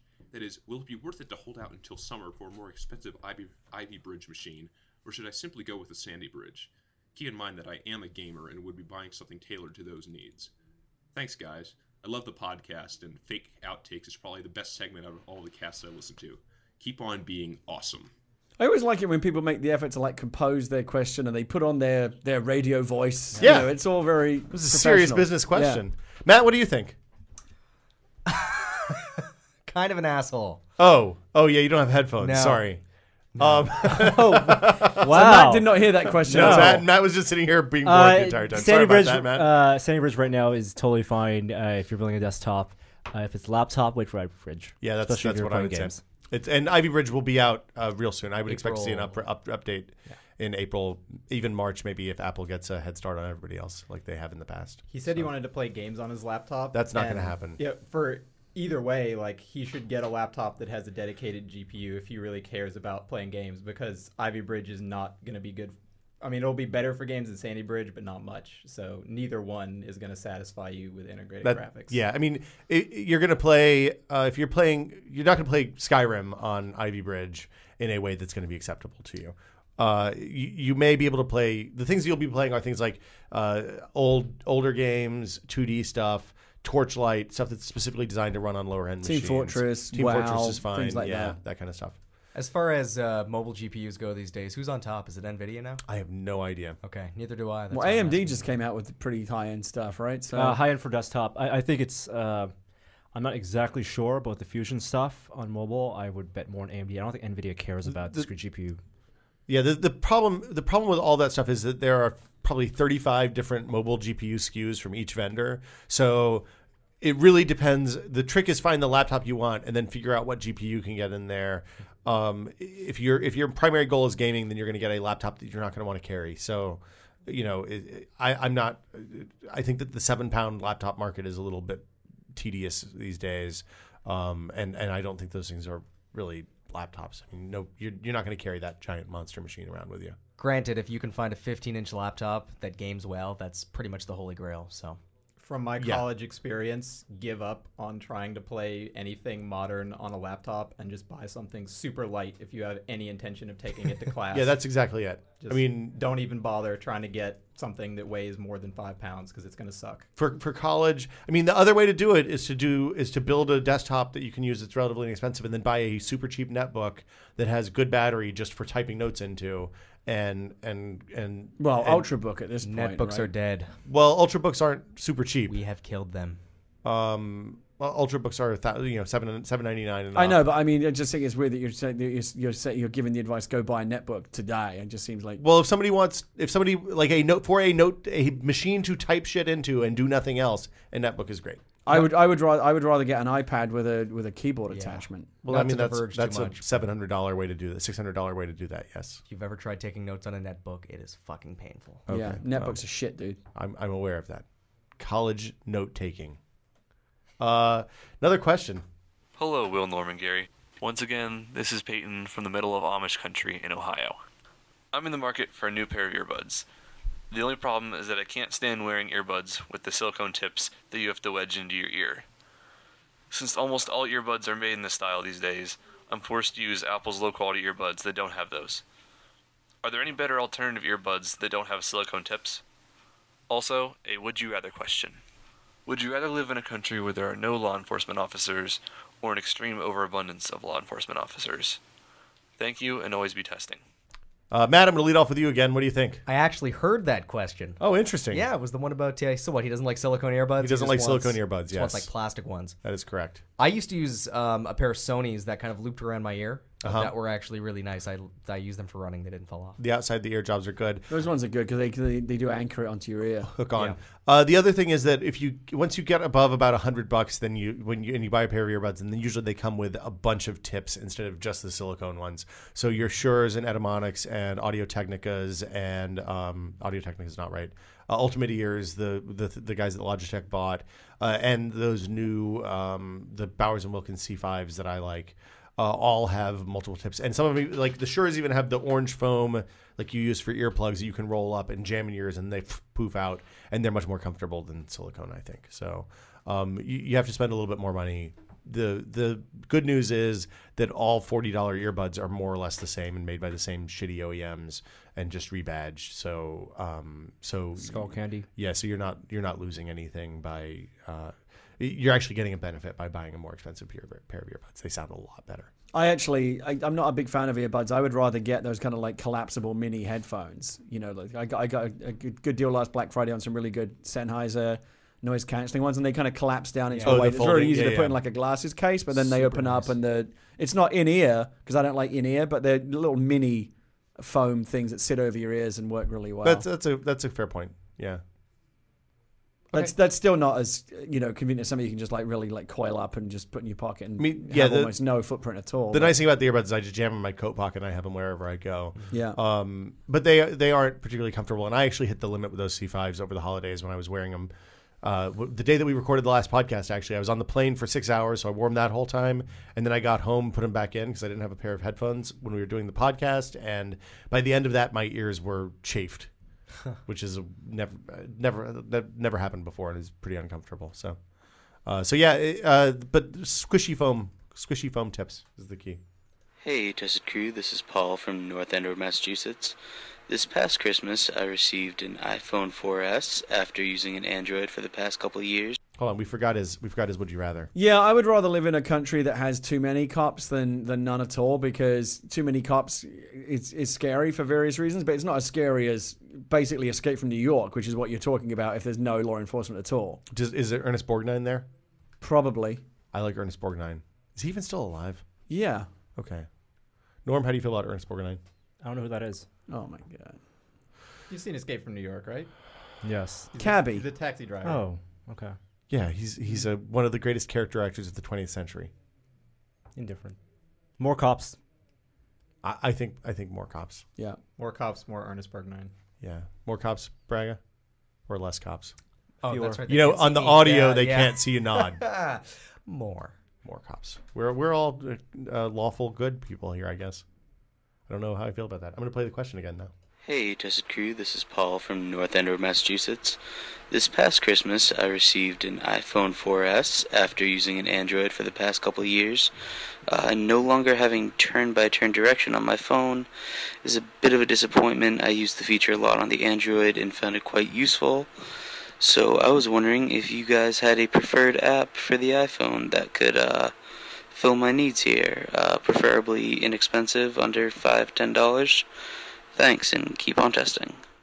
So I've been testing a bunch of these out lately, all from the I can never remember the TomTom app, which is I think $50 for the U.S. maps, and is essentially priced kind of like a really cheap GPS, a dedicated GPS, all the way down to like Motion X and those guys, which are more apt priced. I think Motion X is $10. I can't remember. It would be $8.99. Yeah.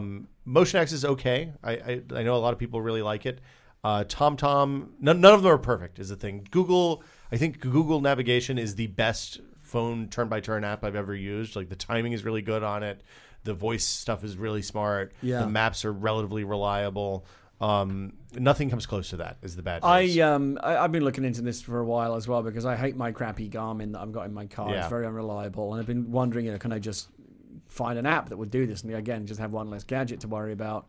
But I think I'm going to wait because as we talked about before, I think there's a very good chance that Apple is going to have a solution with the next iOS. I think it's one of the big holes that they have remaining in their platform. Well, and we know that they've been spending a lot of money buying up mapping companies and traffic companies. It's clear that the turn-by-turn navigation is one of the big advantages that Android has over iOS. Apple needs to address that. I think there's going to be a solution. I think you're exactly right. But and in the obviously meantime, work with Siri and all the stuff they already have in there. Oh man, Siri. That's the big problem. Is none of that stuff works with Siri right now or voice controls in general, and it's kind of janky when it comes to like integration with music playback and stuff like that, which is all stuff you do in your car with your phone at the same time. So. I'll add on yet another prediction from last year and say that's another one is that iOS 6, one of the flagship features of iOS 6 will be turn-by-turn navigation. I have a prediction for 2012 as well. My prediction is that Gary will be giving new predictions for 2012 into March. Yeah. Okay. Well, I still have 9 months left to predict. Of course. Maybe we should just have a new segment. It's called the Prediction Hour with Gary Whitta. Why not? Prediction of the week. Yeah. Yeah, so that's that. And if you have a question, as always, podcast@test.com. Listen to it. Make sure it sounds good before you send it in. And we may or may not run it on the air. Thanks for sending questions for everybody who did. And sorry we didn't get to any we haven't done. We will be better about doing them in the future. I think we haven't done questions in a month probably, if I had to guess. So, and on that note, I guess that'll wrap it up for us today. For Norman Chan, Gary Whitta, Wesley Fenlon, and the always affable Matt Braga. Thank you guys for coming by. We'll be back next week. Stay tuned for Fake Outtakes. I'm going to play some music. Hi there, I didn't see you. Test it.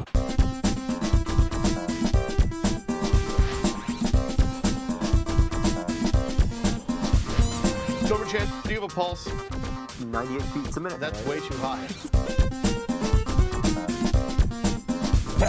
So I want to ask you, what's the gag on your T-shirt? I don't get that one. It's a smart quote. It's the HTML tag for smart quotes. It's not tag. It's the the Unicode code for smart quotes.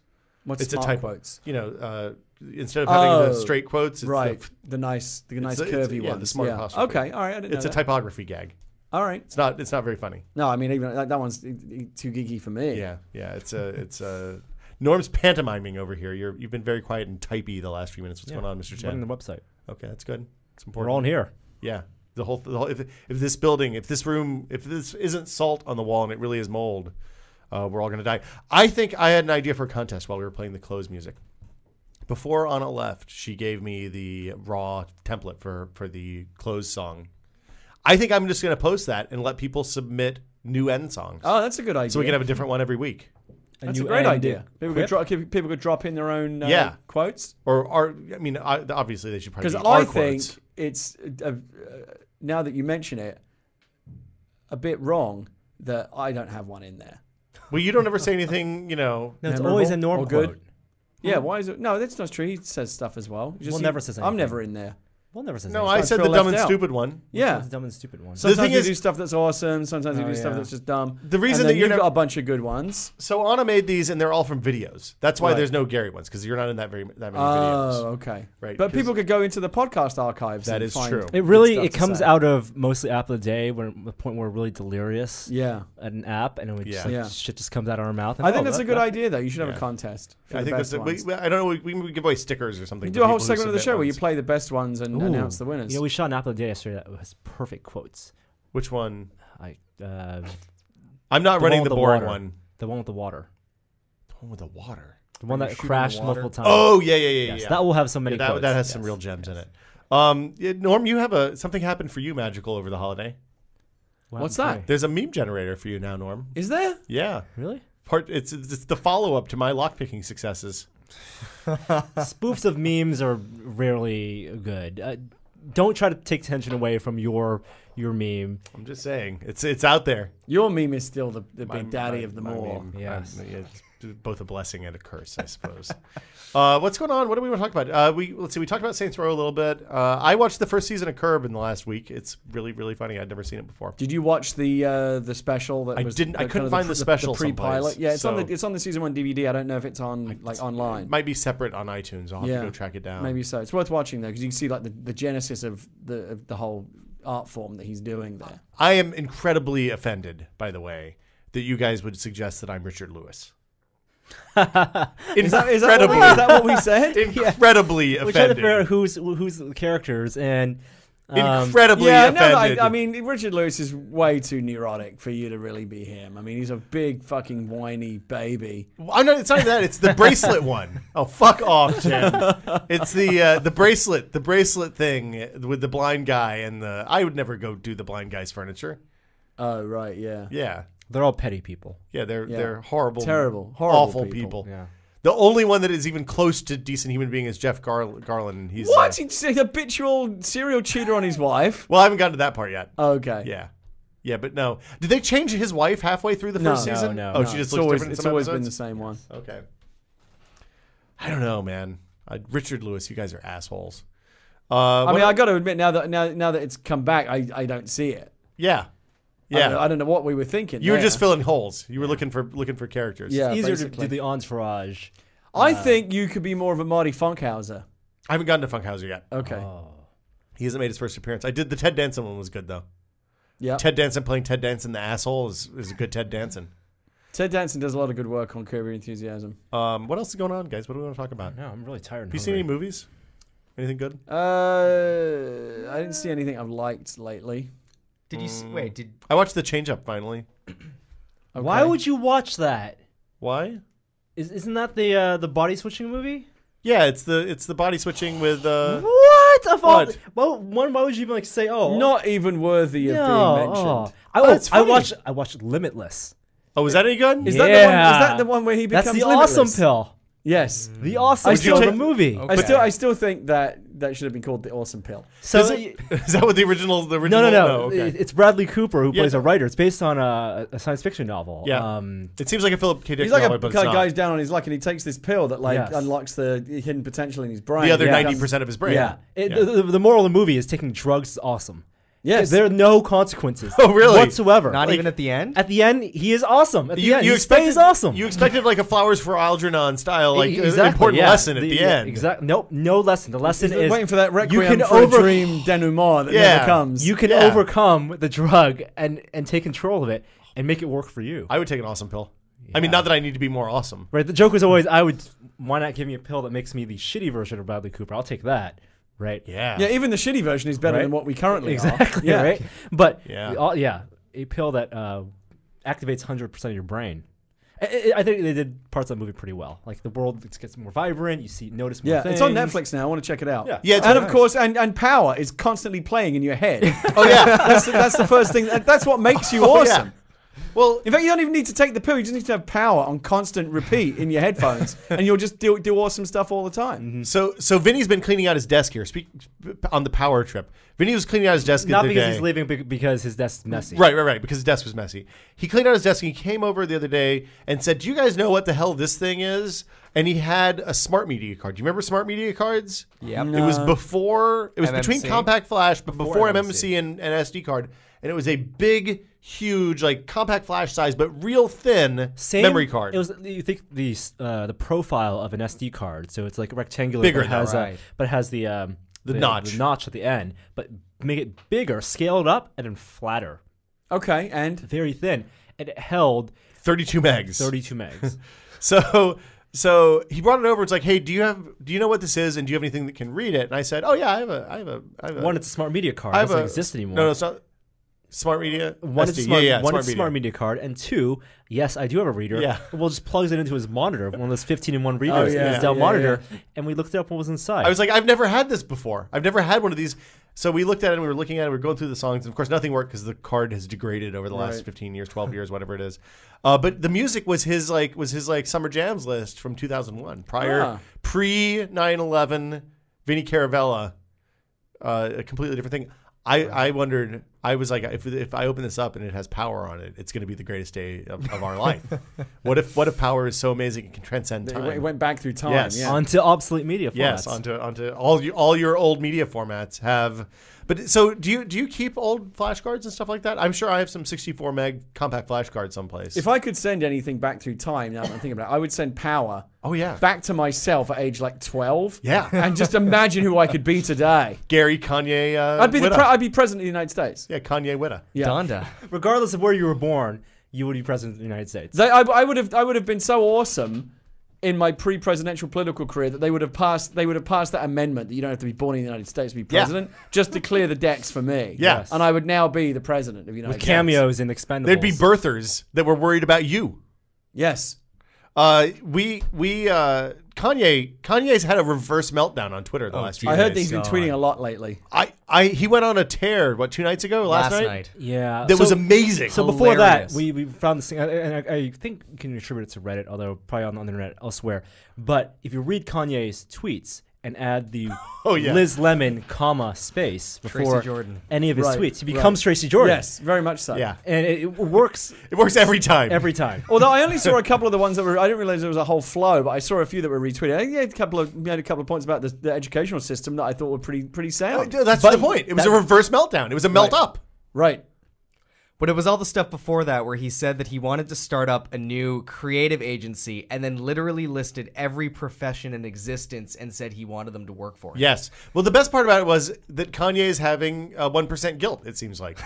He said So it's time to give back. Right. He said he hasn't bought any new jewelry or cars in 2 years, which is a lot for a rapper. That is a lot of austerity for a rapper. Yeah. I mean, that's like really? How would you? He's driving it. That means he's driving the same year car I am.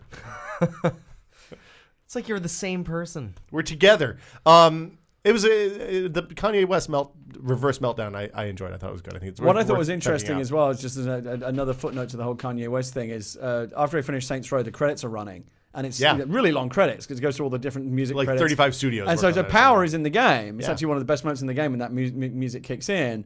And all the songs, like 20 different people wrote that song. And I'm like, okay, I guess that's how many people it takes to make a song that awesome. Yeah. No one man. Yeah. Gary. No one man could write a song that good. Yeah, it's a magical song. I've come around completely on that. That's one of my favorite albums. Was Oh, that the last year album? It was the most recent one. Well, it got overplayed. It got overplayed something fierce. But then I went back and listened to it over the holiday, and it's a fucking great album. Yeah. Yeah. What else should we? Where are we gonna go for lunch? I don't know, but I am hungry. I am Hold extremely on. hungry. Let's talk about the CES drive. We got to get snacks. Yep. You and I are gonna pick up the car on Saturday, so you can be on the car. This is not podcast material. No. 7 o'clock in the morning. I'm Yes. going to be at Norm Manor. Okay. Anybody who's not ready is walking. How are you picking me up? I'm going to drive to your house after going to Norm Okay. Manor, All and then right, we're going to good. drive to Drew's house, and then we're on the freeway. Fuck me. It's 7 a.m. Well, you'd probably be 7:15 for you. All right, and then that gives us an ETA in Vegas of like what? It's like 8 to 10 hours, depending on traffic and whether we get lost like we did last year. I anticipate not getting lost because A, we have turn-by-turn nav this year, Okay. and B, I know where we got lost last year. I'm not going to let it happen this year. So 6 p.m. at the latest in Vegas. Am I going to regret this? No, it's a No. good. Just Like think- what? Because I didn't watch the live stream last year. Like, what do you guys do? imagine mobile Oktobercast without guests. We can call Jeff Green. But that means that we can't even have, like, so we don't even feel like we have the luxury to have like quiet time. Like, we've got to be entertaining and on all the No, time. you can go in the all back. time. I like the people watching drive stream last year when it got really dark, because when it's brightly lit, you watch the web Yeah. stream, it's fine. Yeah. When it got really dark, you can't see anything. You just hear people kind of talking, people just tuning in, thought we're filming a porno because you're like, Oh, they thought you were the Bang Bus? Yeah. Holy shit. Yeah, we pulled up to the Starbucks in Modesto, and we're like, hey, you want to get in the bus? She's like, yeah, I do this all the time. It's Modesto. What else are you going to do? Porn and crystal meth. It's what Modesto's for. Oh my goodness. Are we going to go through Death Valley? No, you don't go through Death Yeah. Valley. You go But through the Mojave High Desert. You do drive past the world's largest thermometer. Although you do when you Really? from LA. Yeah. No, we don't go that way though. When you go from LA, you do. We go through Tehachapi and the Mojave Desert. We'll drive by the Mojave I've Spaceport. done it once. It's a fucking long drive. If there's no It's snow, all right when you got people with you. if there's no snow, we might go the other way, which is supposed to be shorter. Don't deviate from the path. over Did you just 80 say snow? Yeah, snow. Well, There's no snow. if there's no snow So, over 80, we might go that I'm way. going It's to like bring. an hour I'll bring shorter. my MiFi. I'm obviously going to bring all my gadgets. Yeah. I'm going to bring my DS. You should get a DS. Bring a DS as well. 'cause I'm we need at pumped least. about this potential DS gaming. I haven't played my DS in so long. Should've Yeah, brought we should. mine. We should. Everyone should I bring have their two, DS, probably. and I'll bring whatever games that I have that are appropriate for multiple players, like Mario Kart and stuff. Okay. Tetris. Tetris DS is fantastic Yeah. multiplayer. Yeah. Does that one have the it can beam out to other people and play off one? Some cart? do. I know Mario Kart does. I'm not sure how many players they go out to, but like any cartridge, if you've got your own cartridges, you should bring Yeah. them. Are you going to bring your 3DS to try to No. get some coins No. as you're walking through No, Vegas? just the DS. Blink, blink, blink, blink, blink, blink, blink, blink, blink, blink, blink, blink. No, just the DS is fine. I'll I'll take my 3DS to PAX in September. Are we going to go to PAX Boston? We should talk about that offline. No, my plan is definitely go to PAX. Definitely September. Well, I mean, yes. sorry, I meant PAX Boston. PAX East. My situation by September is going to be all fucked up. Oh, so- right. You have a different set of But priorities. the plan is still nothing is fucked here, dude. Nothing is fucked. You put it on the books now. We're still going to PAX. Yeah. Yes, that's the plan. We should talk about this. Congratulations are in order for one Gary Whitta and his special lady friend Leah, whose last name I'm not going to put on the internet, although it's probably out there already. You have a special thing, something magical, something wonderful's happened. Yeah, we're having a baby. Yeah. Yeah. Is this going to be like a Tom Selleck, Steve Gutenberg, whoever the third person? Well, Was it Ted that would Danson? require 3 men. I'm only 1 man. Well, you know. I guess I could rope you Just two listen guys to- in, and we just could listen be to Power Right. all the time. Yeah. We would. Yeah. That's let's it. remake the movie. And Norm is Gutenberg, and you're Ted Danson, and I guess that means I'm. that makes Oh, you. thanks. Yeah, Wait, who's the third one?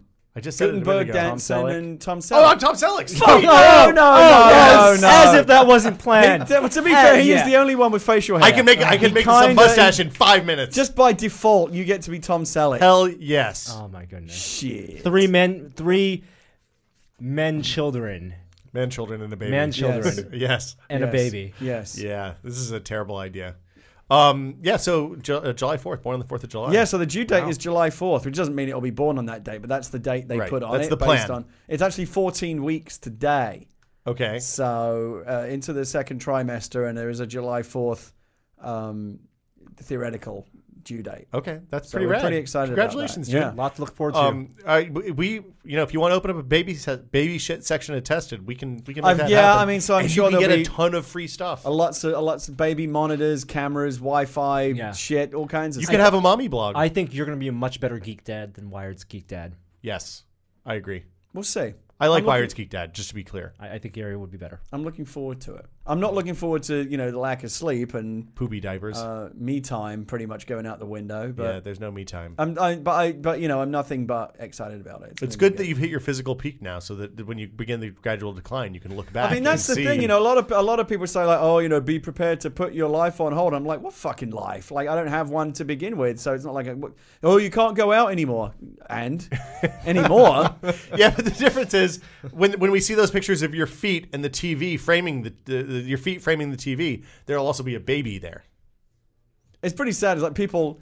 I go on Instagram and people are posting pictures from like Costa Rica and El Salvador and Yeah. Cambodia. These amazing places they're going to. My Instagram feed is just basically me in my chair watching different things on TV. Yeah. Well, that's why I'm like Path. That's why I was a little hesitant on Path, because I'm like, everybody else does. Like Norm's always out doing things with people, human beings. Yeah. So we're just Yeah, I in don't really have a Pacifica. path. A path is like something that exists between points A and B. I only have A. Yeah. So there's Well, no. this is point B. Is it? Yeah. Okay. You do this once a week. Yeah, It's occasionally reliable. it gets me out of the house. Yeah, I don't know. So no, we're excited about that, and I'm very, thank you to everyone on Twitter and Facebook who extended their And Google+. congratulations. And we went to one of those 3D imaging places Like, because Leah okay. had a Ultrasound. ultrasound, earlier on, like a medical one. And, it was just a little blob back then. There's not really much to see that early. Yeah. But you always want to see new things. And we got to go hear the fetal heartbeat, which is really amazing. It goes cool. like, it's like going Yeah, like it's real fast, like a 150 hummingbird. beats a minute or something. It's crazy. But Leah is the worst person in the world for like, I would torment her, like put her birthday presents out early, and like the sight of like the wrapped present and not being able to open it and know what's in it would drive her crazy. Okay. So when this baby came along, I should have predicted this, is that she wanted to. I said, well, why don't we? Some people said, are you going to find out the sex? Why don't you wait until it's delivered? That can be kind of fun. And Leah's like, you got to be kidding me! Like the minute it's medically possible to know, I have to know, because for her, she's like carrying around like the biggest wrapped gift in the universe that she wants to unwrap immediately. And so if we can like, it's a horrible picture. So if we can like ultrasound unwrap it as quickly as possible. So there's this place here in the Bay Area that does these 3D, 4D ultrasounds where they can determine the gender, the sex very, very early on. Okay, so it's like an upsell, a medical upsell? Well, it's a completely elective, it's a vanity procedure. You go just to see it and to find out. There's no medical necessity for it. Okay. You go and you pay your money and they provide this service. So if she had the Gattaca option, what's the Gattaca option? like they take the DNA sample and then they can like do a 3D render and show you what they're going to look like as a grown up and how smart they're going to be, and that they'll have like language affinities and science affinities. Yeah. She'd do that, right? I don't know about that. That's interesting. You don't want to feel like called eugenics. The fate of it. We're actually, and strangely enough, right over the weekend, they were. I saw the Star Trek episode was on TV, Masterpiece Society, where that's what happens. What is they can at birth they can genetically type you for like this guy's future would be as an architect, or this guy would be a great musician, and they ensure that everyone reaches their best potential, and that's how they reach this ultimate version of their society, because there's no wasted potential. Okay. But all we really wanted to know was find out the sex, and also for me. Like, I care less about that and more just like you. I'm very anxious, so I'm just like, I want it to be healthy. I want to know that it's all right in there. And so anytime you can see a picture or hear a sound that indicates, yes, this thing is alive and doing the things that it's supposed to do, I was very happy to see You were looking for sex. What's that? To sex, like internet, TEH. Norman Chan. Bad. I apologize. I'm tired. So you've got to stop playing Battlefield, man. So the ultrasound was cool because it was the first time it went from being a blob to actually looking like you could specifically see like a head and limbs and fingers and toes, and it's about the size of a lime, so it's like, I don't know, that big. Okay. That's pretty big. Yeah. And it gets much bigger. Yeah. But so it was cool to go. I posted a couple of the 2D picture, and then the 3D pictures were really creepy because it really looks like an Area 51 type. Dude, it looks like the alien thing from really Aliens. Creepy. Boom! It's gonna blast out of her There stomach. almost weren't any 3D pictures that I was comfortable sharing. I found one that was like, okay, that looks basically humanoid. Yeah. But the 2D ones that you're familiar with, the kind of the staticky black and white pictures, those are still better, I think. Okay. In chat, Leah says that it looked like an alien gummy bear. That's kind of what it looked. Right. That's kind of what it looked like. So yeah. Well, congratulations. So come guys. July, I'm sure So by next October cast, yeah, we'll have a new Gary. Yeah, I'll be very. See, the good thing is I'll be absolutely used to having no sleep at that point. So I'll be able to handle October cast. Hopefully a lot. You did a lot really more well easily. last year. I mean, it was interesting to me last year that the two older people held up better. Norm, than who face was the of one youth. who was the young, virile, athletic I dude. you that night and the weekend. You were following weekend. barely hanging on a couple of. I remember, but I was nodding off as well. I mean, we were all in fucking. We got to get an October ragged out cast shape. in April. That's the. I still don't know about this April biannual cast. thing. I had some more questions for you about forthcoming children. We'll save it for next time because we got to go get lunch, and then Battlefield 3 TNT later today. Oh, that's I'm playing. the TNT today. Yeah, it's TNT Norm's today. playing. Cool. I got to get a copy of that. Until next time, thank you guys for listening. We'll be back every Thursday. And Sunday, drive time, 7 a.m. Pacific time. That's 10 a.m. Eastern time. We'll go until we get to Vegas. Hey, should we get some Mad Libs? I have the have Star the Wars book. ones. Oh, you have a book of them, right? I got a the book for book that you Christmas. had. Oh, but that's all used up. I got a book of Christmas of Star Wars Mad Libs. Oh, perfect. better. That's what Yeah. we'll do. We'll do Gina Star Gone. Wars Mad Libs. We've got that. Live shows every night. A rebroadcast in the morning as soon as they're So through the compressed Sunday, stuff. Monday, Tuesday, Wednesday, Thursday, and then Friday we leave. Is that Yeah, right? and so Drew and Joey and Thomas are going to fly back on Friday morning so that we can keep videos coming. And then there's no lag time. when does the party van get back? Friday night. Friday night. We're going to leave as early as I can roust you guys up on Friday. We're going to drive back. No, see, here's my. Don't push through. Assuming I'm He still can't. there. He Assuming can't. I'm still there on Friday morning, and Yeah. I haven't done the thing that fuck you guys. I'm getting on a fucking plane. That's totally gonna happen. I can't look at your stupid faces for 1 minute longer, which is a distinct possibility. I but if that anticipate it. doesn't happen, Yeah. no matter what I say, make a do pact. not let me. No all-nighter. If I start saying about push through, just slap me. Okay. Slap me hard in Norm's the face. not allowed to Right. push through because he has to help drive. I Right. can't drive the whole way by myself. And you two are the only two that are on. By the that point, we'll rental be the only agreement two to that are drive, driving. right? I mean, we can add you if you want. If that'll help. I mean, I'm happy to help out, but don't I have to be there in person? Though, I when would you feel get the bad. vehicle? You're doing enough for us already, Gary. No, I I'm don't happy to. wanna ask you I to do enjoy driving. It gives me something to do. Okay. So I'm happy to help out. I just don't know if legally can I. Well, we can put you on if we go to an Avis, and we have to drop people off at the airport, so we can do that. put me then. on just so you've got the option. Yeah. Well, you'll have to come with us, but we'll do it. We'll figure it out. Until next time, Sunday morning. We'll see you guys later. All right. Bye-bye. Bye. What do you want to eat? I want to eat food. All the food.